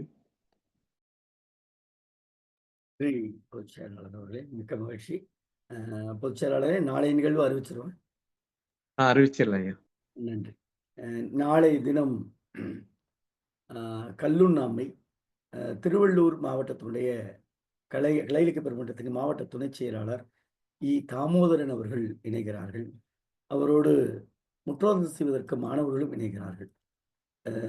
நாளை தினமும் அனைவரும் பங்கேற்க வேண்டும் என்று சொல்லி, தோழர்களே, இன்றைய நாள் உரைப்பொழிவாளருக்கு நாம் ஒரு மிகுந்த நன்றியை சொல்ல வேண்டிய கடமையில் இருக்கிறோம். பொதுச் செயலாளர் சொன்னது போல இந்த அதிகாரத்தை யாருமே எடுக்கவில்லை. யார் கேட்டாலும் அந்த அதிகாரத்தை விட்டுட்டு தான் எல்லாரும் போனாங்க. எனக்கு இந்த அதிகாரம் ஒரு ஆண் சொல்லுவதா பெண் சொல்லுவதான்னு எனக்கு ஒரு கேள்வியோட ஆரம்பிச்சிருச்சு. ஒரு பெண்ணாக இருந்தால் இன்னும் கூடுதலாக இருக்கும் என தோன்றியது. சரியான நேரத்தில் பேராசிரியர் கிருத்திகா அவர்கள் உதவி செய்தார்கள். அவர்களுக்கு இந்த நேரத்தில் வாழ்த்துக்கள். இந்த தலைப்பை துணிவாக எடுத்த பர்வீன் பேராசிரியர் அவர்களுக்கு, முனைவர்களுக்கு நெஞ்சமறைந்த வாழ்த்துக்கள். காரணம், ஒரு ஒரு ஒரு ஒரு ஒரு ஒரு ஒரு நிலைப்பாட்டை, ஒரு ஒரு ஒரு சமூகத்தை, புறையோடி கிடக்கிற இந்த பிரச்சனையை, இந்த நாடு சுதந்திரம் அடைஞ்சிருச்சு, உலகம் பொருளாதாரத்துல வளர்ந்துருச்சு, ஆனால் இந்த நிலைப்பாடு என்பது உலகம் முழுவதும் பரவி கிடக்கிறது. அது யாருமே மறுக்க முடியாது. இதுல ஏழை பணக்காரன், ஏற்றம் தாழ்வு, இதுல ஜாதியெல்லாம் இருக்காது. இது பெரிய விஷயம். இதுல தான் கொடுமை. இங்க இதுல ஜாதி இருக்காது, மதம் இருக்காது, மொழி இருக்காது, எல்லாம் கடந்திருக்கிற செயல்பாடாக இருந்தாலும், ஆனால் இது சமூகத்திற்கு சீர்கேடான செயல்பாடு. செங்கை கிருஷ்ணன் சொன்ன, கலைஞர் சொன்ன செயல்பாடு தான். என்னை பொறுத்த மட்டில் இருவருமே பிணம். அதுல ஒருவரை குற்றம் சாட்டுவது என்பது நாம் ஏற்றுக்கொள்வது, வள்ளுவர் சொல்லி இருக்கிறார். நான் இல்லை என்று சொல்லவில்லை. ஆனால் அவர் சொல்லுகிற அந்த ஒரு கூற்றில் கூட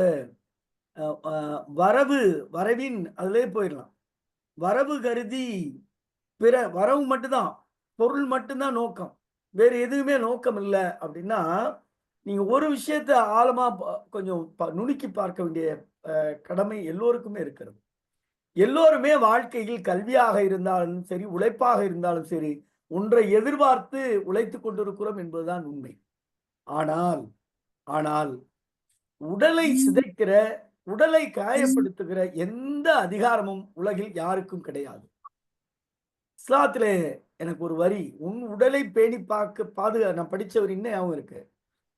உன் உடலை பேணி பாதுகாக்காத முடியாத நீ எப்படி உன் குடும்பத்தினருடைய உடலை பேணி பாதுகாக்க போகிறாய் என்கிற வரிதான் நினைவுக்கு வருகிறது. இந்த உடலை பேணி பாதுகாக்க வேண்டிய பொறுப்பும் கடமையும் எல்லோருக்கும் இருக்கிறது. இது விற்பனைக்கான உடல் அல்ல. இந்த உலகத்தை பற்றிய சிந்தனைக்கான உடல் என்பதை நாம் முழுக்க முழுக்க உணர்ந்து கொள்ள வேண்டும். இந்த நேரத்தில் ஒரு விஷயத்தை நாம் தீர்க்கமாக இலக்கியத்தால் கொண்டு செல்ல வேண்டிய கடமையாகவே பார்க்கிறோம். இதை யார் ஒழிக்க முடியும் என்று கேட்டால், யார் இதற்கு முற்றுப்புள்ளி வைக்க வேண்டும் என்று கேட்டால், நீங்க வேற சில நாடுகளிலும் பார்த்தீங்கன்னா பெரிய கொடுமை, எத்தனை திருமணம் வேணாலும் பண்ணிக்கலாம். தமிழ்நாட்டில் மட்டும்தான். அதனாலதான் நம்ம தமிழ்நாட்டினுடைய மொழியையும் பண்பாட்டையும் சிதைப்பதற்காக ஒரு கூட்டம் கிளம்பிருச்சு. ஆனால் அது முடியாது. இது தமிழனுக்கே உரிய அடையாளம். ஒருவனுக்கு ஒருத்தி என்கிற பண்பாடோடு வாழ்ந்த மிகப்பெரிய ஒரு மொழி சார்ந்த இனக்குழு சமூகம் நம்முடைய சமூகம். இந்த சமூகத்தினுடைய வாழ்வியலை அடுத்த தலைமுறைக்கு மீண்டும் மீண்டும் இலக்கியத்தால் பதிவு செய்தால் ஒருவேளை இதற்கான தீர்வு கிடைக்கலாம் என்று சொல்லி, தோழர்களே, தமிழ்நாடு கலை இலக்கிய பெருமன்றத்தின் சார்பாக நாளை தினம் இரவு 8 மணிக்கு நாளும் ஒரு அதிகாரம் என்கிற தலைப்பின் இணைந்து பயணிப்போம். நன்றியும் வாழ்த்துக்களும். நன்றி தோழர்.